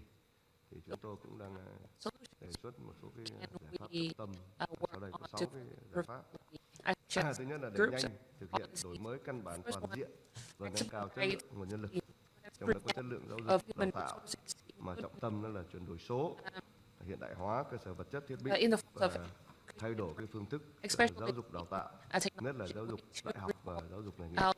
Đây là một cái vấn đề rất là quan trọng mà đã được chủ trương nhất quán từ trước đến nay và hiện nay chúng ta cũng đang tiến hành làm. Và tất nhiên thời gian tới chúng ta cần phải đẩy mạnh hơn nữa cái việc này. Việc thứ hai là đảm bảo quy mô, cơ cấu ngành nghề, đào tạo cho phục hồi và phát triển kinh tế xã hội của đất nước. chỗ này chúng ta cũng đã làm. Đây một số cái công trình, cái chương trình phục hồi thì trong đấy có một số cơ sở giáo dục nghề nghiệp. Rồi chúng ta đào tạo lại và đào tạo thường xuyên cái lực lượng lao động. Thì một số lực lượng lao động chúng ta thì qua quá trình làm việc thì có thể trình độ cũng chưa đáp ứng được nhu cầu, chúng ta đào tạo lại và đào tạo thường xuyên hơn. Rồi tập trung nâng cao chất lượng, hiệu quả cái giáo dục nghề nghiệp nhằm hoàn thành đội ngũ lao động lành nghề và đáp ứng được cái nhu cầu về nhân lực cho cái Việt Nam đang phát triển như hiện nay. Để chủ động tham gia vào thị trường lao động, thị trường đào tạo nhân lực quốc tế. Hiện nay cái đối tượng lao động lành nghề chúng ta thì cũng đã hình thành, vì vậy chưa đáp ứng nhu cầu doanh nghiệp nước ngoài khi mà đầu tư vào Việt Nam thì họ thấy rằng cũng đang còn thiếu chất lượng này. Vừa có tay nghề nhưng lại vừa đảm bảo trình độ ngoại ngữ, cái chỗ ngoại ngữ là chúng ta cũng đang còn yếu, còn thiếu, và chúng ta cần phải tham gia vào thị trường đào tạo nhân lực quốc tế, đào tạo cho Việt Nam thôi. So our training mainly focuses on market. Now we have to expand to nhà đầu tư, trong đấy có cả doanh nghiệp, người sử dụng lao động tích cực tham gia vào hoạt động đào tạo, phát huy cái phát triển kỹ năng nghề, chú trọng đào tạo tại cái nơi làm việc. Thì cái nơi làm việc cũng hết sức quan trọng, vì cái đây là vừa đảm bảo cả về cơ sở vật chất, trang thiết bị rất là mới, đồng thời cái trình độ lành nghề của những người giảng dạy tại doanh nghiệp. Rồi nghiên cứu xây dựng ban hành các cơ chế chính sách để thu hút được người học thuộc cái lĩnh vực ngành nghề và trọng điểm. Và cái giải pháp thứ tư là xây dựng các mô hình gắn kết với giáo dục nghề nghiệp với doanh nghiệp và thị trường lao động theo từng vùng, từng địa phương, phù hợp với từng nhóm đối tượng, trong đó chú trọng đối tượng đặc thù. Thì chúng ta rằng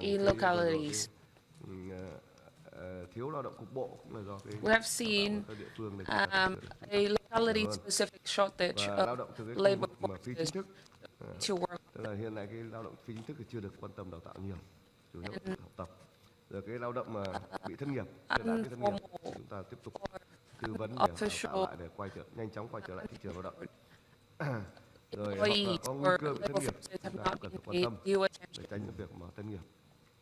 Và đẩy mạnh hỗ trợ kỹ thuật cho các doanh nghiệp rồi người sử dụng lao động thông qua cái nâng cao cái năng lực, để phát triển các cái quy trình, công cụ thu thập, cập nhật và tổng hợp cái dữ liệu, về thông tin về cái quy trình đào tạo nghề nghiệp. Thì này cái cơ sở dữ liệu chúng ta là cái mà ta cần hết sức quan tâm, vì chúng ta cái này là ngành yếu. Qua các cái chính sách mà hỗ trợ cho lao động và người sử dụng lao động vừa rồi ấy, biết thấy rằng cơ sở dữ liệu chúng ta đang còn yếu kém rất là nhiều. Ngay như bảo hiểm thất nghiệp là cái mà cơ quan bảo hiểm là cái cơ sở dữ liệu rất tốt, nhưng mà khi quá trình rà soát cũng còn thấy chúng ta cần phải cải tiến hơn nữa.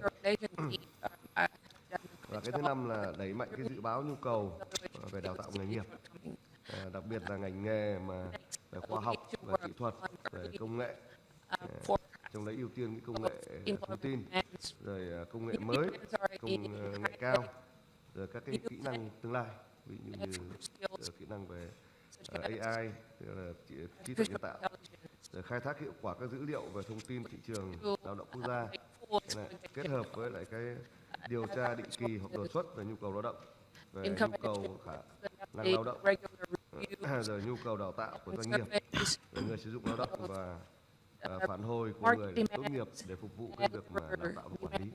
Cái chỗ này là cũng là cái cơ sở dữ liệu phát triển thị trường lao động. Vừa rồi chính phủ đã có một cái hội nghị về phát triển thị trường lao động linh hoạt, hiện đại, bền vững và hội nhập. Cái này chúng ta cũng đã triển khai và thời gian tới tiếp tục triển khai. Và cái thứ sáu là sắp xếp tổ chức lại cái mạng lưới cơ sở giáo dục nghề nghiệp theo hướng mở, linh hoạt, hiện đại, dễ tiếp cận và đa dạng về loại hình, hình thức tổ chức, và phân bổ hợp lý cả về cơ cấu, ngành, trình độ, vùng miền, và đủ khả năng đáp ứng cái nhu cầu về đào tạo, nhất là cái nhân lực về chất lượng cao. Thì cái chỗ này chúng ta cũng đang quy hoạch. Thì Bộ Lao động cũng giao nhiệm vụ là quy hoạch cái mạng lưới cơ sở giáo dục nghề nghiệp. Hiện nay chúng tôi đã cơ bản hoàn thành đang trình chính phủ để đấy là một số vấn đề như vậy. Tập trung là cái trường chất lượng cao. Thì tình hình như vậy cơ bản này chúng ta tập trung nhiều giải pháp để nâng cao cái nguồn chất lượng cao của chúng ta. Bên cạnh đấy thì đối với cái việc an sinh xã hội đối với người lao động thì chúng ta đã ban hành rất nhiều cái chính sách rồi, như nghị quyết 42, nghị quyết 68, nghị quyết 116, và gần đây nhất là cái hỗ trợ tiền thuê nhà cho người lao động. Chúng ta cũng đã giải ngân được, như anh Đoan đã báo cáo thì cũng được hơn 50% rồi. chúng ta tiếp tục thúc đẩy. support. Ở bên cạnh chúng ta tiếp tục khảo sát đánh giá cái tình hình người lao động như thế nào để có những chính sách, ví dụ như chính phủ đã ban hành cái nghị quyết 16 rồi, chỉ thị 16, trong đấy có hỗ trợ nhiều chính sách cho người lao động và trong đó có hỗ trợ về nhà ở cho người lao động. Đây là một cái vấn đề rất là quan trọng cho người lao động. Chúng tôi tiếp tục quan tâm đề xuất chính sách mới để hỗ trợ người lao động, đảm bảo cái chất lượng người lao động nhưng mà đảm bảo an sinh cho người lao động trong cái việc mà hỗ trợ cho doanh nghiệp phát triển trong thời gian tới. Vâng, xin cảm ơn ông Lê Văn Thanh, Thứ trưởng Bộ Lao động Thương binh và Xã hội với 6 nhóm giải pháp nêu ra. Thì, trong thời gian tới sẽ khắc phục được những cái nhất định, một vài cái nhất định cho rằng cái thị trường lao động của Việt Nam ưu điểm là trẻ và rẻ, thì không hẳn là như thế, mà 6 giải pháp này còn hướng tới đào tạo những cái kỹ năng cho người lao động tùy theo cái nhóm và vươn tầm quốc tế. Vâng, xin cảm ơn ông. Như vậy chúng ta đã nghe rất nhiều những cái đề xuất going giải international. pháp, We have listened to bao the quát policies, vĩ mô tới những cái giải both pháp rất cụ thể macro ones trong both macro ones and specific ones. Và 3 cái bài tham luận trong cái phiên hôm nay với rất nhiều những cái giải pháp, cả cái nhóm giải pháp dành cho người lao động và cả những cái nhóm giải pháp dành cho người sử dụng lao động. For the workers Có một câu hỏi do ông Bùi Trung Nghĩa đến từ Liên đoàn Thương mại và Công nghiệp Việt Nam (VCCI). Thì chúng ta đã nghe rất nhiều những cái chính sách, những cái giải pháp được đề xuất. Thì theo ông, đâu là giải pháp trọng tâm nhất, đâu là chính sách trọng tâm nhất và đâu là giải pháp quan trọng nhất để chúng ta thực hiện được cái mục tiêu đề ra? To realize our target. Thank you. Kính thưa Chủ tịch Quốc hội, kính thưa các đồng chí lãnh đạo Quốc hội, Ladies and gentlemen, các ban bộ ngành, kính thưa các quý vị đại biểu, thực hiện cái nghị quyết 11 của Chính phủ về chương trình phục hồi và phát triển kinh tế xã hội cũng như là nghị quyết 43 của Quốc hội về cái các chính sách hỗ trợ chương trình này, thì Chính phủ và các bộ ngành đã các cấp chính quyền tích cực triển khai thực hiện các chính sách và giải pháp hỗ trợ doanh nghiệp trong năm 2022 và 2023. Các chính sách hỗ trợ đối với doanh nghiệp có thể phân làm 2 nhóm như sau. Thứ nhất là các nhóm chính sách hỗ trợ về giảm nhẹ gánh nặng tài chính cho doanh nghiệp và người lao động, đó là giảm phí thuế, hỗ trợ lãi suất, hỗ trợ tiền thuê nhà cho người lao động. Thì trong cái điều kiện bị tác động bởi khó khăn do dịch bệnh Covid gây ra, và đặc biệt khó khăn về kinh tế do xung đột quân sự của Nga và Ukraine từ đầu năm đến nay.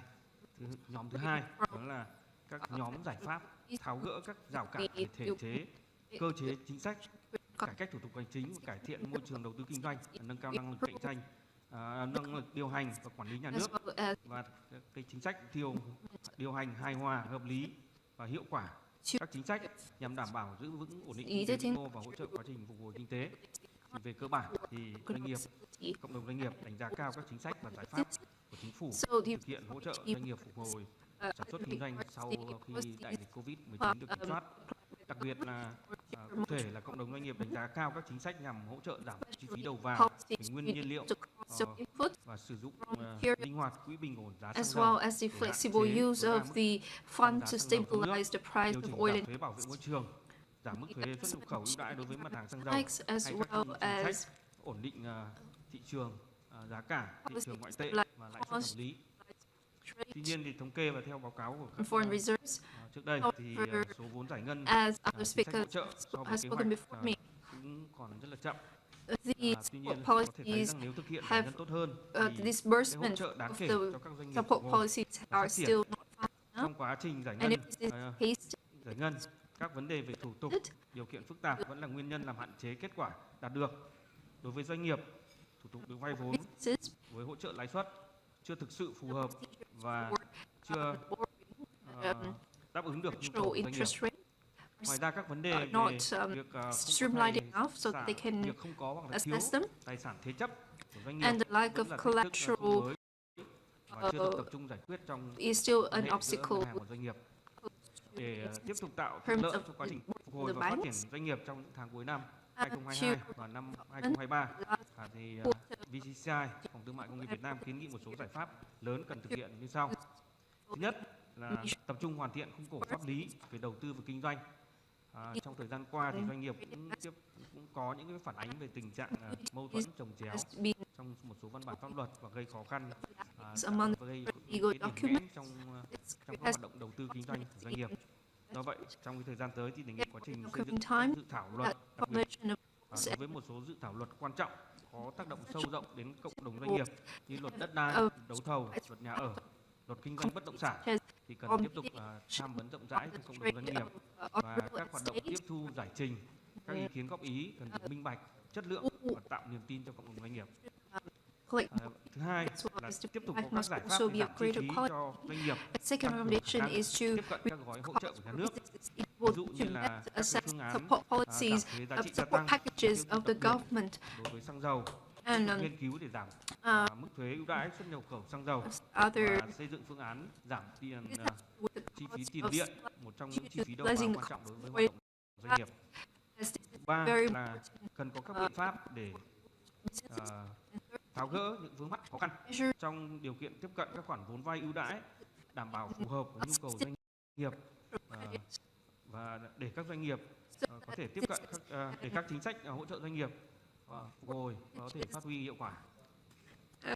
Thứ tư là cần có các giải pháp hỗ trợ kịp thời một số ngành đang phục hồi mạnh mẽ như ngành du lịch, ngành dịch vụ, ngành sản xuất hàng xuất khẩu và hoạt động tại các khu công nghiệp, khu sản xuất sử dụng nhiều lao động đang phải đối mặt với các khó khăn về thiếu nhân lực. Quốc hội và chính phủ có thể triển khai các chương trình giám sát việc thực hiện các chương trình đào tạo nghề, nâng cao chất lượng nhân lực trong thời gian tới. Thứ năm là xây dựng và hoàn thiện khung khổ pháp luật, pháp lý tạo thuận lợi cho sự ra đời và phát triển các mô hình kinh doanh dựa trên đổi mới sáng tạo, và có cơ chế phù hợp khuyến khích các cái doanh nghiệp đầu tư các hoạt động đổi mới sáng tạo, trong đó đảm bảo cái sự cân bằng hài hòa về lợi ích của các bên trong nền kinh tế. Bên cạnh đó, để bắt kịp với cái xu hướng phát triển xanh của thế giới thì cũng thúc đẩy việc triển khai mô hình kinh tế tuần hoàn để thực hiện các mục tiêu phát triển bền vững. Thứ sáu thì đẩy mạnh chương trình cải thiện môi trường kinh doanh, nâng cao năng lực cạnh tranh quốc gia với trọng tâm là cải cách thủ tục hành chính, điều kiện kinh doanh, cắt giảm chi phí cho doanh nghiệp, tập trung cải cách một số lĩnh vực thủ tục hành chính có tác động lớn đến doanh nghiệp và còn nhiều phiền hà. Theo phản ánh từ các doanh nghiệp như đất đai, bảo hiểm thuế, bảo hiểm xã hội, xây dựng và các thủ tục xây dựng, quản lý thị trường, giao thông, phòng cháy, môi trường, kho bạc và lao động, đảm bảo nhằm đảm bảo cái yêu cầu là hoạt động liên tục và khả năng thích ứng của doanh nghiệp, như là yêu cầu thách thức mới mà đề cập trong bài trình bày của một diễn giả trước đây. Cần có chương trình thứ bảy là cần có chương trình hành động cụ thể và thiết thực nhằm nâng cao khả năng tận dụng các ưu đãi của các cái hiệp định thương mại FTA đã được ký kết để tăng cường các hoạt động xuất khẩu, nhập khẩu, đáp ứng sản xuất trong nước và xử lý các cái vướng mắc về chính sách liên quan đến quy tắc xuất xứ trong các cái việc thực hiện các cái hiệp định thương mại này. 8 là nâng cao hơn nữa hiệu quả thực thi của bộ máy chính quyền các cấp và cần có giải pháp để kiểm tra quá trình triển khai thực hiện, quan tâm nâng cao hiệu quả thực thi pháp luật, thực thi chính sách các bộ ngành và chính quyền các địa phương. Trong những nội dung và đề xuất về chính sách và giải pháp tôi vừa nêu thì theo ý kiến cá nhân thì đây giải pháp thứ 6 là tiếp tục đẩy mạnh chương trình cải thiện môi trường kinh doanh, nâng cao năng lực cạnh tranh quốc gia với trọng tâm là cải cách thủ tục hành chính và điều kiện kinh doanh, cắt giảm chi phí cho doanh nghiệp là một trong những giải pháp thiết thực quan trọng nhất để có thể hỗ trợ hiệu quả cộng đồng doanh nghiệp song song với việc thực hiện các chính sách hỗ trợ trực tiếp đến các đối tượng thụ hưởng. It has a very direct impact on the beneficiaries, so confidence and motivation among business community in terms Đây cũng là giải pháp căn bản, lâu dài và hiệu quả nhất về chi phí cũng như long-term measure and cơ quản lý nhà nước mà chính phủ đã giao cho các bộ ngành địa phương thực hiện liên tục từ năm 2014 đến nay thông qua một loạt các nghị quyết 19 và 02 tháng 5 của chính phủ. Giải pháp này cũng toàn phù hợp với chủ trương và nghị quyết của Đại hội 13 của Đảng đã tiếp tục khẳng định cải cải cách hành chính là một trong những thành tố quan trọng của đột phá về thể chế, là một trong 3 đột phá chiến lược, trong đó tập trung cải cách thủ tục hành chính, tạo lập môi trường đầu tư kinh doanh thuận lợi, lành mạnh và cũng hoàn toàn phù hợp với chỉ đạo của Thủ tướng Chính phủ tại hội nghị toàn quốc về đẩy mạnh cải cách thủ tục hành chính phục vụ người dân, doanh nghiệp vào ngày 15 tháng 9 vừa qua, nhằm triển khai có hiệu quả thực chất công tác cải cách thủ tục hành chính, tạo thuận lợi cho người dân và doanh nghiệp, biến cải cách thủ tục hành chính thành nguồn lực, động lực phát triển cho đất nước. Trân trọng cảm ơn. Vâng, xin cảm ơn ông Bùi Trung Nghĩa.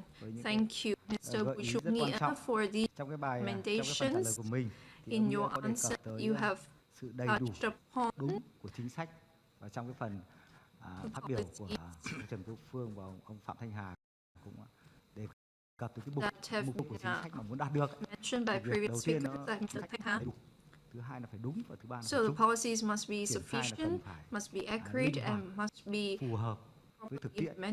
And they must xin một câu hỏi dành cho tiến sĩ Trần Du Lịch với tư cách là một nhà nghiên cứu, một nhà có nhiều năm kinh nghiệm trong tư vấn chính sách cấp cao, và cũng trực tiếp quan sát cái vấn đề triển khai chính sách từ thực tiễn. Dr. Trần Du Lịch. Ông hãy nói rõ Mr. hơn. Trần Du Lịch. Thế thì cái mục tiêu cũng như cái hiệu quả của chính sách là như thế nào, và cái việc benefits about the goals of the policies and how to flexible coordinate in order to achieve them. Điều phối viên, Thank you.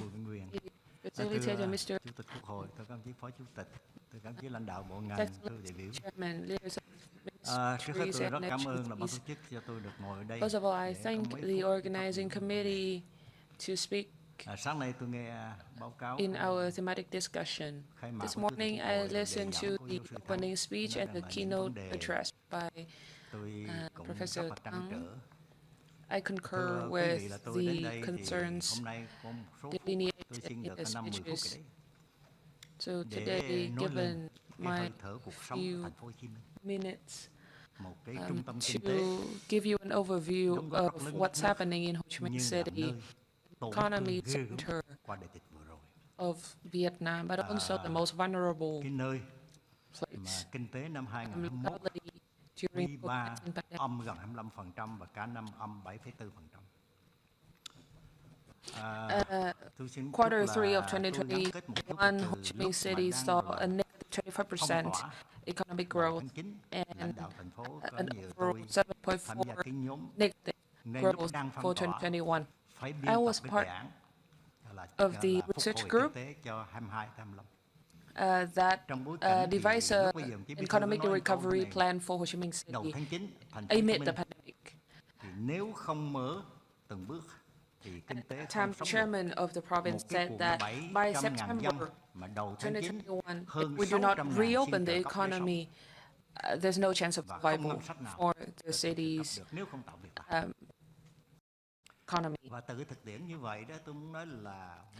Hundreds of thousands of students and workers were unemployed. The policies transformed from zero COVID to quickly adaptation to COVID-19, and there was a swift decision that resonates with the spirit of being flexible in implementation, as we often said. Ho Chi Minh City, I think that the decision number 11 during the pandemic was a very important response, and it sets the scene for Ho Chi Minh City to take actions. Of course, we have had timely policies. My concern is during implementation of policies, we have overlapping legal documents.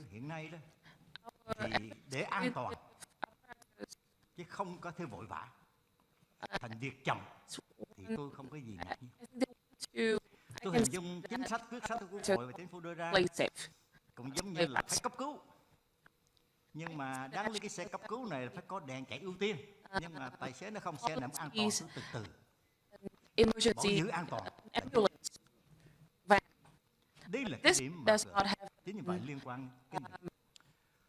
Và trở lại vậy đó thì những gì chúng ta từ quyết sách vào thực tiễn là chậm.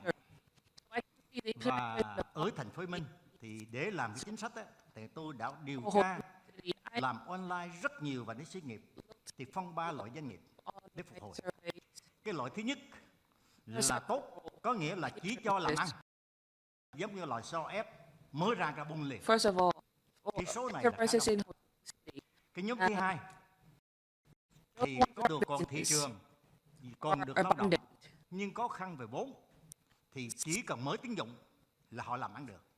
Nhưng thưa quý vị, cái nhóm thứ ba mất thôi. Mất thị trường, mất lao động, nợ chồng chất, vay không được. Thì cái nhóm này thì rơi rất nhiều ở thành phố Hồ Chí Minh. Thì nói thành phố Hồ Chí Minh thì ngoài cái doanh nghiệp mà hoạt động theo luật doanh nghiệp không phải là đóng lớn đâu. Lớn nhất là 350.000 hộ kinh doanh cá thể, thương mại dịch vụ đóng góp rất lớn vào cái GDP. Thì số này cũng rất lớn. Vay không được.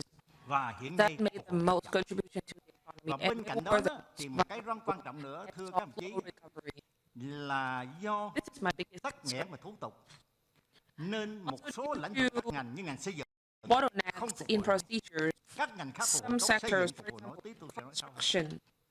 Và chính vì vậy thì để ra hệ thống chính sách này triển khai thế nào we need to take a look like how the policy is implemented. My first recommendation Chính phủ họp có Thủ tướng và Phó Tướng Lê Minh Khái và các last Monday, the government meeting, I think Mr. Khai, tôi cho rằng ưu tiên một hiện nay mà sáng như là Chủ tịch and I agree with them, là vấn đề cần vốn, nhưng mà vấn đề hấp thụ vốn hiện nay là cực kỳ khó khăn, không hấp thụ được. Khi khu vực tư nhân hiện nay các dự án nào mà liên quan đất là coi như là đứng. Và chính vì vậy ngành xây dựng sẽ phát triển được, không có dự án triển khai không xây dựng. Thành ra tập trung gỡ triển khai 43 và 11. Trong đó tinh thần phải tập trung gỡ về resolution number 43 and 11 is targeting clearing these blockages. Blockages in terms of capital utilization. Điểm thứ hai, look forward to tôi nghĩ rằng là this clearance. Recommendation. Giữ được cái gì là bất biến để ứng vạn biến. This morning giữ cái ổn định vĩ mô trên tất cả các chi tiêu ta đạt được là quan trọng. Những cái liên quan đến vĩ mô, vấn đề lạm phát, vấn đề giá cả, vấn đề dự trữ, vấn đề tỷ giá, đồng tiền và tất cả cái đó, tôi đề nghị có 2 điểm. Hôm trước tôi có nói về tín dụng.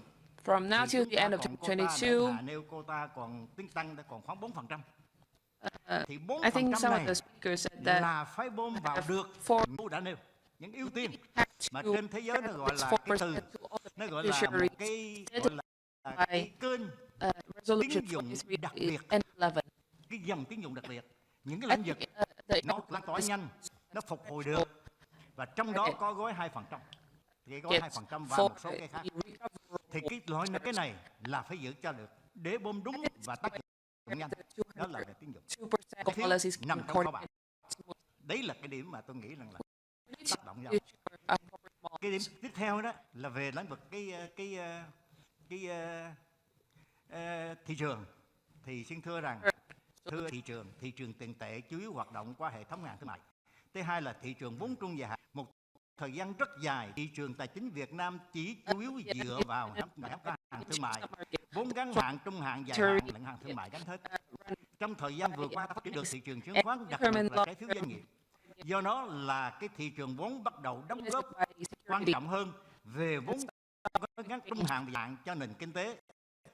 Nhưng gần đây có một số sự cố, tôi đề nghị nhưng phải làm sao trái phiếu doanh nghiệp phát triển cùng với này để giảm cái nặng của ngân hàng thương mại. Nếu ngân hàng thương mại mà tiếp tục tăng lên cái vốn trung dài hạn nữa như trước đây thì nguy cơ bất ổn ngân hàng thương mại, mà cho tới nay cái ta đạt được là ổn định được hệ thống hàng thương mại, đừng bao giờ để nó giữ cái ổn định này, cái bất định này là mấu chốt của cái đề nghị như vậy. Cái điểm mà cuối cùng là bên cạnh như vậy đó thì về an sinh xã hội rất nhiều rồi. Xin thưa đồng chí, chỉ có 8% lao động ở trong các khu công nghiệp of có nhà ở, workers in industry còn sống bấp bênh tất cả. have houses. Thành ra về Others chính sách an sinh xã hội cho người lao động là phải tập trung các giải pháp của hội bổ sung thêm để làm sao xây nhà công to have nhân, xây nhà more xã hội, policies những xây khu công nghiệp that phải có nhà, phải ổn định. for Thành workers phố Hồ Chí in Minh industrial zones. kéo chạy là vì tình trạng này. Ho Chi Minh Đây là cái điểm sẽ có căn cơ bền vững. during the Chứ không phải COVID-19 chỉ because có of cái this tiền problem. thuê nhà trong We thời need gian ngắn. concrete actions. Nhưng It's cái not căn just cơ the tôi money, nói lại, not thành phố Hồ just Minh the chỉ budget 8% lao động trong allocation. các khu công nghiệp là có cư I xá. repeat, 88% of Ho Chi Minh Để City thì or chúng ta thực hiện cho cái will được have more là dựa cho policy được tạo được ổn định trong điều kiện bất ổn bất định của thế giới mà chúng ta chưa lược hết được. Là yếu tố này là hàng đầu trên tất cả các yếu tố. Xin cảm ơn. Xin cảm ơn những bình luận Thank you rất sắc for sảo của tiến sĩ the Trần Du. very proud, Thưa quý vị đại biểu, insightful comments by tôi Julian. một ý kiến So phía I wish to quý vị tham dự. listen to the participants in our panel. Tôi nhận được tín I hiệu have từ tiến sĩ Bùi Sĩ Lợi. Anh Lợi có nhắn. Vâng, xin trân trọng giới thiệu và kính mời tiến sĩ Bùi Sĩ Lợi, một người Committee on Social Affairs. nhiều năm là đại biểu Quốc hội và là người có kinh nghiệm trong hoạch định chính sách. Members Vâng, of kính mời ông. the Vâng. National Assembly for many years and experience. Thưa Chủ tịch Quốc hội, thưa các đồng chí lãnh đạo Quốc hội, Chính phủ, Assembly các đại biểu. Sáng nay thì chúng ta nghe cái phiên khai mạc và chiều nay sau đó thì chúng ta nghe 3 cái bài phát biểu của 3 cơ quan và nghe 6 ý kiến của các cái diễn giả. Tôi xin có hai cái một cái bình luận và có đề xuất 3 cái giải pháp và có đặt câu hỏi lại dạ. Báo cáo với các đại biểu là chúng ta thấy rằng là cái đầu tiên mà tôi muốn bình luận đối với qua cái đại COVID-19 ấy, chúng ta thấy là over the last đại year dịch COVID-19 vừa qua ấy, thì chính là một cái phép thử cho cái thị trường lao động của Việt Nam. Tôi cho đây là một cái cơ hội để chúng ta nhìn lại cái hệ thống pháp luật và cái phương thức điều hành của đất nước chúng ta qua 5 cái vấn đề. Một là đại dịch làm đứt gãy thị trường lao động, điều này chúng ta nói rất là nhiều, và quan trọng là nó dẫn đến cái sự thiếu hụt cục bộ lao động. Tôi xin nói là thiếu hụt cục bộ, nghĩa là nếu mà chúng ta giải quyết tốt vấn đề cung cầu lao động, điều này nó sẽ kết nối tốt. Vấn đề thứ hai là nó thể hiện sự thiếu kết nối và cũng cái sự liên thông giữa các vùng miền trong nước. Ở đây là cái điểm bình luận thêm. Vấn đề thứ ba là cái khả năng thích ứng và xử lý các cái rủi ro của chúng ta là chậm và hiệu quả chưa cao, và cái độ bao phủ của chúng ta rất là thấp. Điều này thì qua cái đánh giá xem xét của cái qua đại dịch Covid-19 thì chúng tôi thấy là nó bộc lộ một cái điểm, tức là qua đại dịch chúng ta thấy là rõ ràng người lao động của chúng ta là cái khả năng tích lũy thu nhập labor force không có việc làm is not capable of accumulating income accumulation. Chưa giàu mà đã già. It's not very effective. Vấn đề thứ tư là hệ thống chính sách pháp luật của chúng ta, tôi cho là có nhiều cái chính sách là cứng nhắc và thiếu linh hoạt, dẫn đến cái khả năng xử lý tình huống và cái tình huống bất trắc thì chúng ta lại phải chờ xin ý kiến hoặc là chờ để sửa pháp luật. Tôi lấy ví dụ như là cái quỹ bảo hiểm thất nghiệp. And flexible. Lý do người Example, và doanh nghiệp social, the unemployment fund khi luật của chúng ta quá have been the safety network for the labor force. However, it has not been very effective. It takes a lot cái bình luận thứ for 5 là to be công tác fulfilled. quản trị của chúng ta là rất Our governance is also đặc biệt là problematic, trong khi cơ sở dữ liệu của chúng ta về thị especially trường as lao động là based on không labor hiện force. đại. Số liệu thống kê của chúng ta từ cơ sở thì không đáp ứng được cái yêu cầu thích ứng khi mà cái thị trường lao động có những cái tác động xấu như là này. Để cho nó là nhà nước thì ban hành văn bản rất là nhanh, nhưng mà như tiến sĩ Trần Du Lịch nói rằng là cái hệ thống nghị định văn bản quá nhiều và cái thủ tục hành chính của chúng ta có những vấn đề, cho nên là cái nghị quyết 42 đầu tiên chúng ta chống dịch là cuộc sống rất là chậm và bao phủ rất là thấp. Tôi có 3 cái bổ sung giải pháp kiến nghị. I'd like Cái đầu tiên là chúng tôi thấy là phải hoàn thiện hệ thống pháp luật theo cái hướng là phải linh hoạt, thích ứng và đáp ứng được các cái tiêu chuẩn quốc tế của lao động. Đấy là cái điểm đầu tiên chúng ta phải rà soát lại. Thứ hai là chúng ta phải phát triển cái khoa học quản trị về nguồn nhân lực của đất nước chúng ta. Làm sao đó để đảm bảo cái hiện đại hóa của quản lý nguồn nhân lực để chúng ta có thể đảm bảo management of labor force so that we can ensure that we have fundamental data for economic recovery and to lay the foundation for social wealth.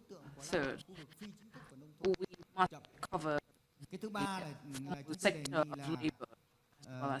Thứ ba là đề nghị là phải chính thức hóa cái thị trường lao động phi chính thức.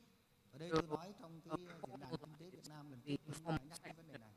Đây không có nghĩa là chúng ta hoàn toàn phải bắt buộc chuẩn lao động khu vực phi chính thức vào need mà chúng ta phải đảm bảo nguồn nhân lực to switch all the informal sector into the formal sector, but we need to ensure that those from the informal sector can enjoy the social protection and social welfare policies of the country. Một là đối với ngài Jonathan của dư luận GNDP thì tôi xin đề nghị ngài có thể từ quốc tế nhìn vào. Xin ngài cho biết là cái nút thắt và cái điểm nghẽn cơ bản nào của thị trường lao động the basic bottleneck câu hỏi thứ hai tôi xin chuyển đến Lê Văn Thanh, Thứ trưởng Bộ Lao động pandemic.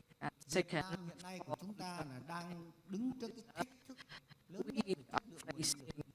The greatest theo thứ trưởng đâu là giải pháp cơ bản để nâng What cao chất lượng nguồn nhân lực để phục hồi sản xuất kinh doanh và phát triển bền vững. Thứ trưởng có nêu 6 vấn đề mà tôi nghĩ là nên tập trung giải pháp căn cơ. Xin cảm ơn hội thảo. Vâng, xin cảm ơn tiến sĩ Bùi Sĩ Lợi với 2 bình luận, 3 giải pháp và 2 câu hỏi dành cho 2 diễn giả. Và tôi nhìn thấy 6 cánh tay giơ lên từ phía hội trường lúc vừa rồi. Và xin phép các quý vị, vì thời gian đã hết, do đó xin phép các quý vị, nếu quý vị có câu hỏi thì xin mời quý vị gửi về ban tổ chức. 2 câu hỏi của tiến sĩ Bùi Sĩ Lợi xin phép tôi sẽ gửi tới ông Jonathan Pickers và ông Thanh, ông Lê Văn Thanh, và các ông sẽ trả lời Bùi Sĩ Lợi bằng văn bản. Vâng.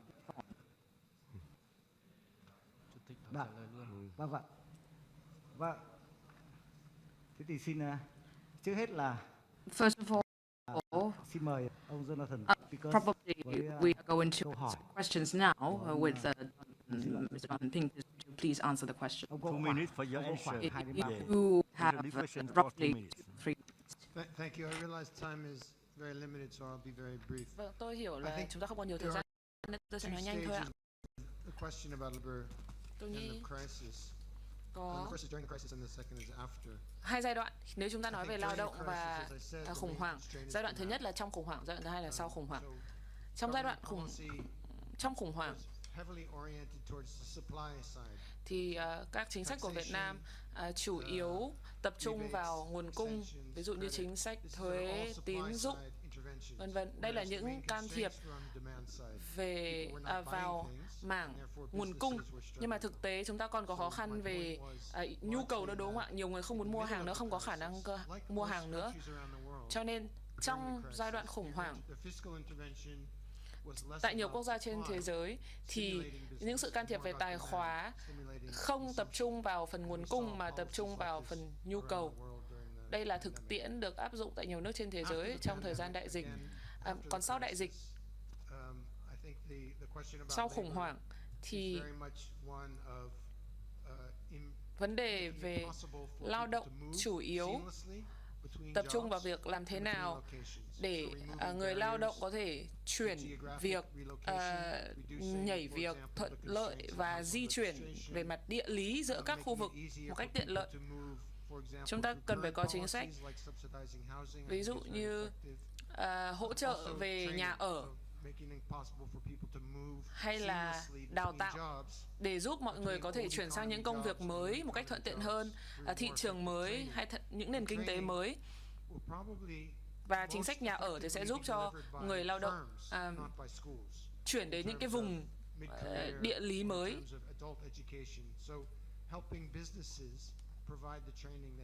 Như vậy chúng ta cần phải hỗ trợ doanh nghiệp có những cái hình thức đào tạo phù hợp cho người lao động.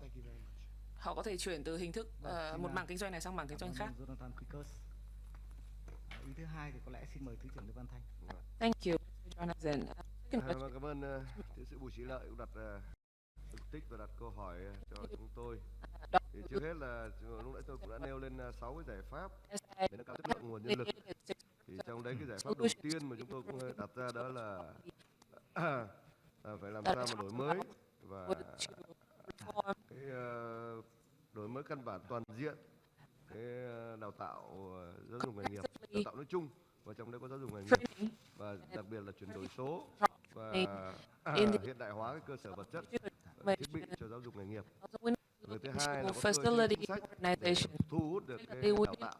Trong đấy là có thu hút cả đào tạo từ các cái doanh nghiệp nước ngoài, thu hút cả doanh nghiệp trong nước và cái phối hợp chặt chẽ, hợp tác chặt chẽ giữa cái là doanh nghiệp và cái cơ sở giáo dục nghề nghiệp. Để từ đấy phát huy được cái nỗ lực của chúng ta cũng như là tranh thủ được cái nguồn lực của nước ngoài.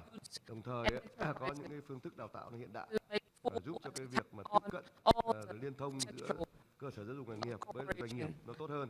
Và như vậy là khi mà training nhu cầu của doanh nghiệp về cái we need to look into nhu cầu đào tạo như thế nào, interest of enterprises. What do they want to deliver training on? Làm sao cái chất And lượng then đào tạo we'll ra look là into đáp ứng ngay được cái nhu cầu của doanh nghiệp. Cái việc mà đào tạo ra xong rồi chúng ta lại phải đào tạo, doanh nghiệp phải đào tạo lại.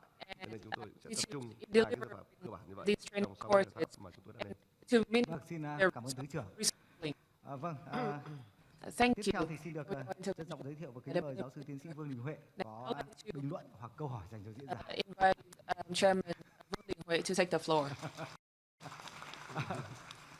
Tôi đề nghị là cái phần tổng kết của I'd like to request that Mr. Buck's concluding remarks should be short, because we have an entire report to summarize our symposium. So I'd like to leave the floor to the questions. I'd like to have a question for Mr. Jonathan Pincus, or perhaps two questions, not just one. You mentioned that the world, instead of a tax exemption, they provide some support, financial support for people. And of course, this is a very righteous solution. However, probably in the implementation of Decree number 43, and decree number 4, resolution number 11, perhaps we could always learn from the examples of 2019, 2020, and the policies promulgated by the Standing Committee of the National Assembly by 2020, which could be applied to 2022. I'd like to ask, for example, Vietnam decides to use the tools of the unemployment funds, spending 38,000 trillion Vietnam dongs in cash, and this resolution number 3 by the National Assembly. And there is still a shortage of cash disbursed. And by resolution number 24, an additional 153 trillion dongs. And not to mention what Mr. Chen Zulik has already mentioned, the subsidies for the localities, from the localities to the labor force, to employees, is large. And whether this is a direct support for the people, or perhaps this is more effective than tax exemption and tax reduction, and what is the international practice and experience, for example, spending for the support for businesses and people from 2019 until now, which is already a large amount of cash already disbursed for support. So what I mean is, should we incorporate this into the overall policy to implement the resolution number 30 by the National Assembly. This is only to ask for the international practice and experience, because each country will have a different situation. And what is the reason for such a high rate of inflation? Because there is currently not so much room for the fiscal policy in Vietnam. And for example, if we exempt tax by 20%, then everyone could enjoy such a preferential tax policy. And this has reduced the state budget by a number of dozens of billions. This could help to reduce the inflation rate. However, is this a double policy of Vietnam, and whether it's effective in addressing inflation rate? Perhaps we could study more on this issue. And the second issue is the labor market through international practices and exchanges with a number of international experts across the globe, as well as in Vietnam. There is a current situation. Those who have lost their job, the number of people who lost their job quite low. However, the participation rate of people in the labor force also it's low. Similarly, according to the statistics, it's the unemployment rate is not very high. However, there is still a lack of labor, a sort of shortage of labor in the labor force. Where is the remaining force? Where are the remaining people who have not participated in the labor force after the pandemic? And Melissa could perhaps conduct some studies regarding these statistics, because this is also the observation of the experts that we have discussed with, because there is certainly a phenomenon, a gap in the labor force. I am very curious. I'd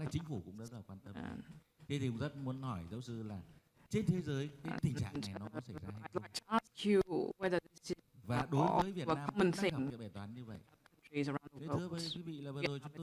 This issue, because we visited some of the tourism facilities, and there is such a shortage of labor in these tourism facilities, because in a number of facilities, for example hotels, the directors also conduct service work.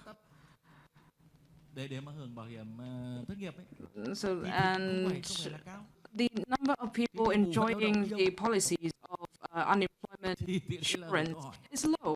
So, where are we need to have certain directions so we can improve the situation, because they, according to the experts, this is also a common phenomenon across the globe, because a number of people are not ready to. Tôi có một cái câu hỏi như vậy để chúng ta có một cái định hướng gợi mở. Sau cái diễn đàn có những thứ chúng ta có thể kết luận được. Nhưng có những vấn đề không phải in the afternoon, because there are issues that cannot be addressed one day. We also need to raise the questions and issues for further towards. This is, of course, off the script, but as one person in the audience, to just pose those questions for discussion. Thank you very much, Excellency President Van Nash, a very special member of the audience, a very comprehensive question.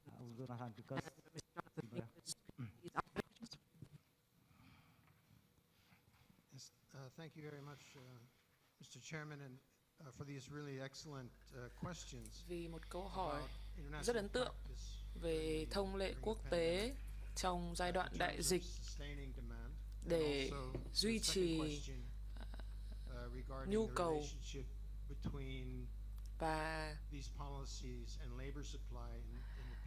duy trì quan hệ về chính sách trong và sau đại dịch. trước đại dịch nữa. Nhìn từ phía cầu thì thực tiễn từ châu Âu và Bắc Mỹ cho thấy rằng để tăng nhu cầu chuyển tiền mặt thì chúng ta phải có chính sách tài khóa phù hợp. Ảnh hưởng của chính sách tài khóa thực ra là nhỏ. Trong khi những cái khoản chi tiêu trong gia đình mới là đóng góp lớn vào khôi phục ngân sách của nhà nước. Như vậy từ góc độ cầu ở Mỹ thì các khoản hỗ trợ người lao động thông qua những cái ngân sách chính quyền nhỏ và các ngân sách của các công ty, để công ty có thể gọi là hỗ trợ người lao động thông qua cái khoản tiền ngân sách của họ. Thì đây là cách để họ hỗ trợ người lao động từ phía cầu. Và làm thế thì người lao động vẫn có thể trả đầy đủ tiền thuê nhà và chi trả những cái chi phí sinh hoạt hàng ngày cơ bản. Về thuế thu nhập thì việc giảm thuế thu nhập chúng ta thường áp dụng trong những cái khủng hoảng không quá nghiêm trọng. Thì một lợi ích của việc hỗ trợ bằng tiền mặt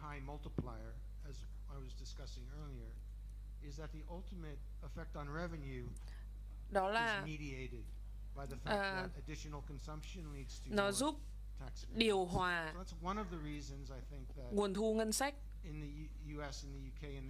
Đây là thực tiễn ở Mỹ, ở Anh, ở châu Âu. Họ rất quan tâm tới việc can thiệp vào phần cầu trong một cuộc khủng hoảng. Câu hỏi thứ hai về thị trường lao động. Hàm ý những cái khoản hỗ trợ tiền mặt cho thị trường lao động. Các diễn giả trước đã nói rằng việc hỗ trợ bằng tiền mặt thì sẽ khiến cho người lao động rút khỏi thị trường lao động. Nhưng thực tế ở Bắc Mỹ, ở châu Âu không có nhiều bằng chứng cho thấy cái tác động như thế, rằng là hỗ trợ bằng tiền mặt thì sẽ khiến cho người lao động rút khỏi thị trường lao động ấy. Tôi nghĩ là phải có những lý do khác khiến cho cái tỷ lệ tham gia vào thị trường lao động giảm sau một cuộc khủng hoảng. Tôi nghĩ nguyên do đầu tiên chính là tác động của một giai đoạn đại dịch quá dài. Mọi người bị ảnh hưởng bởi Covid, khoảng 10% người nhiễm Covid phải đã có những cái vấn đề sức khỏe hậu Covid rất nặng nề mà họ mất nhiều thời gian mới hồi phục được. Và đặc biệt là tác động lên những người lao động lớn tuổi thì càng nghiêm trọng. Như vậy, sau giai đoạn đại dịch, một lượng lớn người lao động không quay trở lại thị trường nữa bởi vì họ bị ốm, sức khỏe suy giảm. Một vấn đề nữa của thị trường lao động đấy là vấn đề nhập cư, di cư. Những quốc gia như Mỹ hay Anh cái tỷ lệ người nhập cư đã giảm trong giai đoạn đại dịch. Thì đây cũng là một nhóm người lao động rút khỏi thị trường và không quay trở lại sau khi kết thúc đại dịch nữa. Thế còn nhìn từ tình hình trong nước ở Mỹ hay là ở châu Âu thì tôi nghĩ là sẽ có những cái nguyên do nội tại khác nữa. Nhưng tôi nghĩ việc hỗ trợ bằng tiền mặt không phải là lý do chính khiến cho cái tỷ lệ này suy giảm. Bởi vì là hỗ trợ tiền mặt đấy sẽ kết thúc thôi, đúng không ạ? Sau khi mà một cuộc khủng hoảng kết thúc, đại dịch kết thúc, thì người lao động không được nhận những cái khoản tiền hỗ trợ này nữa. Họ không có thu nhập từ khoản hỗ trợ này thì họ phải đi làm lại thôi. Nhưng có nhiều người lao động cảm thấy rằng họ chưa thể quay trở lại thị trường được. Tôi nghĩ cũng có những cái sự thiếu linh hoạt trong thị trường lao động mà đặc thù với một số những cái nền kinh tế nhất định. Thì tôi nghĩ là Với thị trường Việt Nam thì ngài chủ tịch và các quý vị sẽ hiểu rõ hơn về cái sự thiếu linh hoạt này.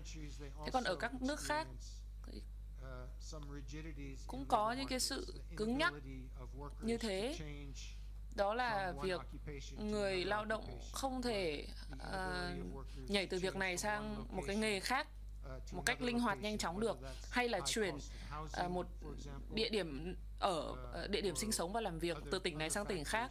Có thể là do chi phí sinh hoạt hoặc là lương khiến cho họ không thể chuyển chỗ ở và chuyển việc nhanh chóng được. Và tôi nghĩ trong thời điểm hiện nay thì chúng ta đang chứng kiến những sự thay đổi công nghệ đột phá, làm giảm cái nhu cầu cần lao động con người. Nhưng có một số ngành mới thì lại thiếu lao động giỏi ở một số kỹ năng nhất định. Thì đây cũng là vấn đề ở các thị trường châu Mỹ, châu Âu, đặc biệt là trong những ngành công nghệ cao thì họ đang thiếu nhân lực nhân lực lành nghề về kỹ thuật, về công nghệ. Thế nhưng mà những cái ngành truyền thống, các ngành lao động truyền thống như là ngành bán lẻ hay ngân hàng hay sản xuất thì chúng ta thấy tự động hóa đang thay thế dần những cái vị trí công việc của con người, rồi cả trí tuệ nhân tạo hay là công nghệ robot và các công nghệ mới thì đã thay thế người lao động rồi.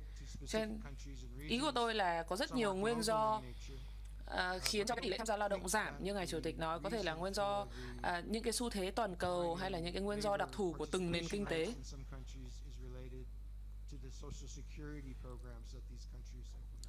Và tôi nghĩ rằng là cái tỷ lệ lao động thấp có liên quan mật thiết với cái chính sách an sinh xã hội của nền kinh tế đó. Trao đổi của chuyên gia thì đã đáp ứng được kỳ vọng của giáo sư chưa, và giáo sư có I wonder if the answer of Jonathan's answer addresses your concern. Dạ vâng ạ, cũng xin trả lời với Chủ tịch Quốc hội, và cũng qua cái trao đổi với ông Jonathan thì cái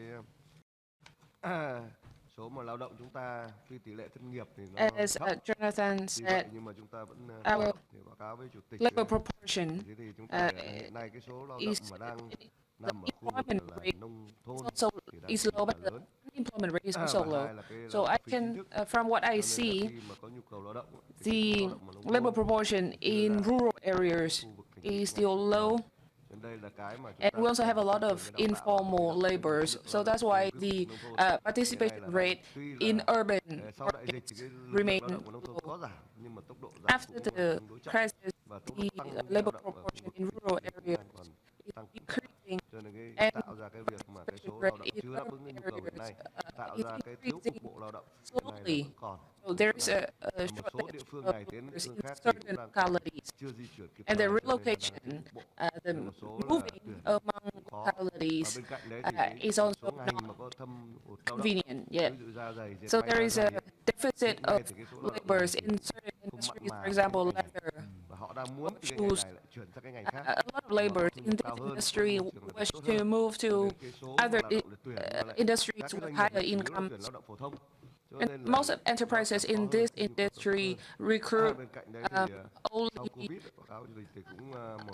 laborers with basic degrees. So this introduces greater changes. And a lot of laborers, after the crisis and the pandemic, they return to their homes and they see that at home there are also good opportunities, so they do not wish to come back. So this is the case. So I think the solution is that we need to provide training for laborers to work in technology and also have proper policies. Tôi không hề nói rằng là do chúng ta trợ cấp tiền mặt người lao động không quay trở lại tham gia thị trường lao động. Đấy là hai vấn đề tôi đặt ra là hoàn toàn khác nhau và độc lập với nhau. Thì tôi xin trước hết thì tôi nói ý đó. Ý thứ nhất là tôi chỉ muốn hỏi tức là cái tỷ trọng mà chi bằng tiền mặt trong các gói hỗ trợ. Question is Nhất là the những cái điều kiện proportion như nước như Việt Nam rate of mà cash transfer chúng ta không in có subsidy, tiền in mặt. assistance. Nếu mà có tiền mặt mà chính phủ chi thì nó rất là dễ dàng. Because thay cho cái việc đó là chúng ta have a vẫn lot tìm of cách để cash chúng ta chi được tiền reserves, mặt. we can provide a lot Chi of khá subsidy nhiều. and assistance Tôi lấy for ví dụ như people. cái gói thì tiền mặt từ cái quỹ bảo hiểm thất nghiệp nó là khoảng gần 2 tỷ đô la rồi. Chưa kể là chúng ta là còn chi trực tiếp bằng tiền mặt cho người dân thông qua các cái khoản trợ cấp của chính phủ và cho cả quả chính quyền phương rất lớn. Rồi kể cả chi cho những cái đối tượng yếu thế hoặc là những cái người mà có cái người già, người thu nhập thấp, chúng ta đã chi trong 2021. Cho nên tôi nói rằng ở đây cái đánh giá cái việc cái tỷ trọng hoặc là các cái phương pháp để của cái gói hỗ trợ này ấy, phải chăng là chúng ta không chỉ đánh giá đơn thuần theo nghị quyết 43 và nghị 11 của chính phủ, mà phải đặt trong cái tổng thể các cái gói giải pháp chúng ta đã áp dụng từ đầu năm 2019 đến nay, và có những chính sách mà chúng ta quyết định vào cuối năm 2021 nhưng mà lại thực hiện hầu hết trong năm 2022. Do đó vì vậy cho nên là tại sao tỷ lệ khách du lịch nội địa và cái tỷ lệ bán lẻ của chúng ta vẫn tăng, cái cầu của chúng ta là vẫn rất tốt. Chứ hoàn toàn không có cái chuyện suy giảm cái cầu ở Việt Nam. Thì cái này là nên chăng là phải có cái đánh giá nó kỹ lưỡng hơn và cũng nghiên cứu cái bài toán là kinh nghiệm quốc tế để áp dụng trong cái điều kiện của Việt Nam như thế nào. Đây là vấn đề về chính sách. Thế còn cái thứ hai nữa là cái hiện tượng sau cái đại dịch Covid-19 ấy, thì một cái bộ phận lao động nó khu trú ở đâu đó mà chắc là đang nằm ở cái khu vực nông thôn, tạm thời dịch chuyển về đây, chưa sẵn sàng quay trở lại lao động do rất nhiều nguyên nhân khác nhau. Trong đó có thể có những nguyên nhân về người ta chưa đủ cái tự tin hoặc là để quay lại thị trường, hoặc là cũng là có những nhân tố liên quan đến sức khỏe vân vân. Thì tôi muốn nêu cái ý này ra để Bộ Lao động Thương binh Xã hội cần phải có cái cơ sở dữ liệu để chúng ta đánh giá cái xu hướng và cái thực trạng này, để có cái chính sách tới đây làm sao đó chúng ta huy động quay trở lại cái thị trường lao động. Bởi vì đây là những cái lao động mà người ta đã từng tham gia thị trường lao động rồi, người ta kỹ năng rồi, người ta có được đào tạo rồi. Mà trong khi chúng ta để thiếu hụt cái lao động thì chúng tôi thấy là rất là không nên. Thì cái ý chúng tôi nói là về gợi ý về mặt chính sách. Tôi xin hết. Xin báo cáo với Chủ tịch Quốc hội đồng chí thì vì nói đến tiền mặt thì ông Jonathan nói là chúng ta chưa tiêu nhiều tiền mặt, nhưng mà theo cái chính sách mà Bộ Lao động Thương binh Xã hội cũng đã tham mưu và được Quốc hội thông qua và Chính phủ thông qua đến nay khoảng 86.000 tỷ cho trên 56 lượt người lao động đã hưởng chính sách này rồi. Như vậy chứng tỏ là cái tiền mặt chúng ta cũng không phải là ít so với các nước trên thế giới, chứ cũng không phải là ngoài các chính sách hỗ trợ khác gián tiếp thì hỗ trợ trực tiếp bằng tiền mặt từ ngân sách là đã 86.000 tỷ, kể cả ngân sách trung ương, ngân sách từ quỹ bảo hiểm thất nghiệp và ngân sách từ địa phương. Có những địa phương đã có những chính sách như vậy rồi.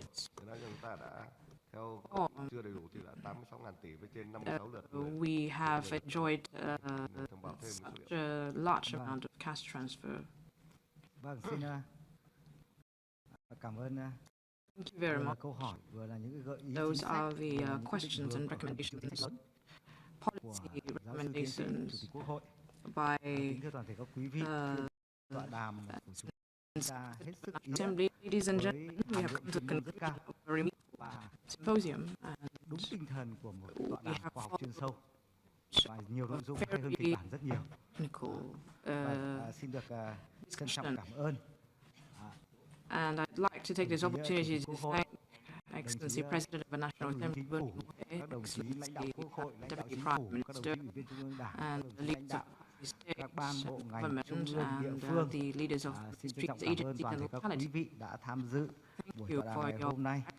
Mặc dù tôi biết rằng còn rất nhiều những ý kiến, những câu hỏi muốn đặt ra, nhưng xin phép cho cái buổi tọa đàm được kết thúc đây. Lần nữa xin được trân trọng cảm ơn 6 vị khách mời đã có những cái buổi tọa đàm hết sức có ý nghĩa này. Xin trân trọng cảm ơn toàn thể các quý vị và xin phép kết thúc cái phần tọa đàm bàn tròn ở đây. much once again.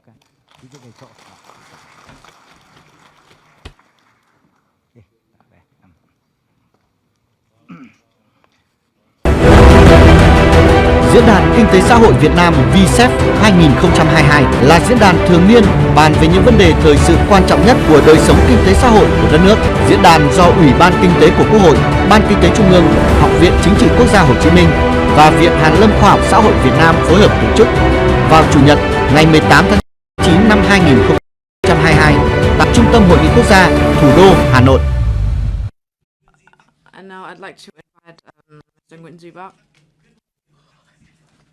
for the concluding remarks of the session.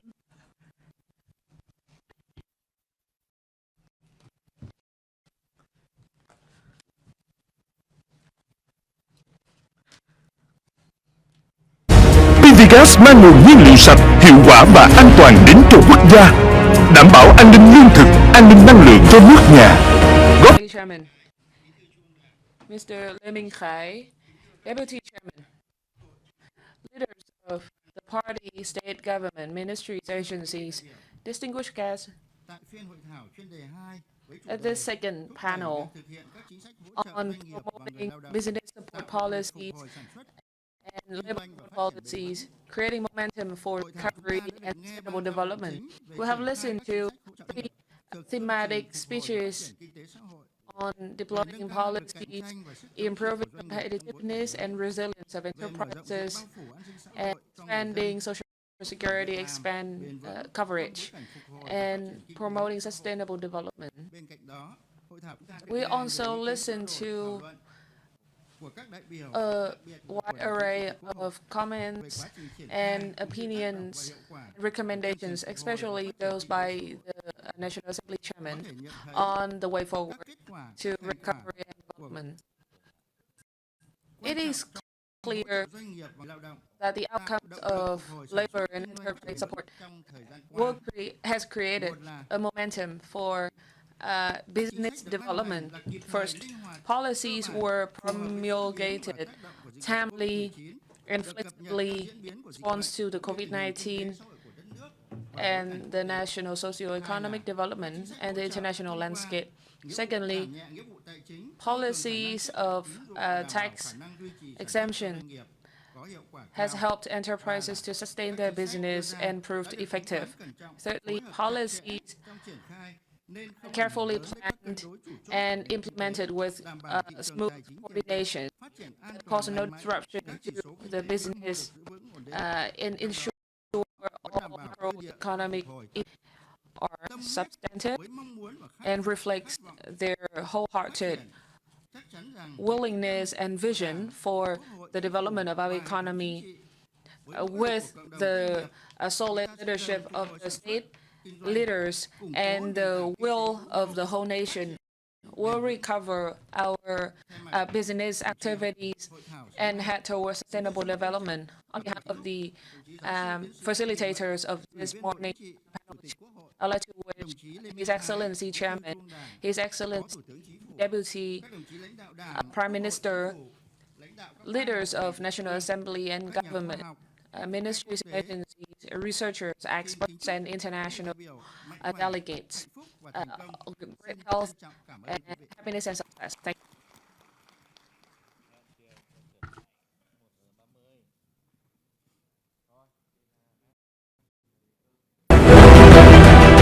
Diễn đàn Kinh tế Xã hội Việt Nam VietSECH 2022 là diễn đàn thường niên bàn về những vấn đề thời sự quan trọng nhất của đời sống kinh tế xã hội của đất nước. Diễn đàn do Ủy ban Kinh tế của Quốc hội, Ban Kinh tế Trung ương, Học viện Chính trị Quốc gia Hồ Chí Minh và Viện Hàn lâm Khoa học Xã hội Việt Nam phối hợp tổ chức vào Chủ nhật ngày 18 tháng 9 năm 2022 tại Trung tâm Hội nghị Quốc gia, thủ đô Hà Nội.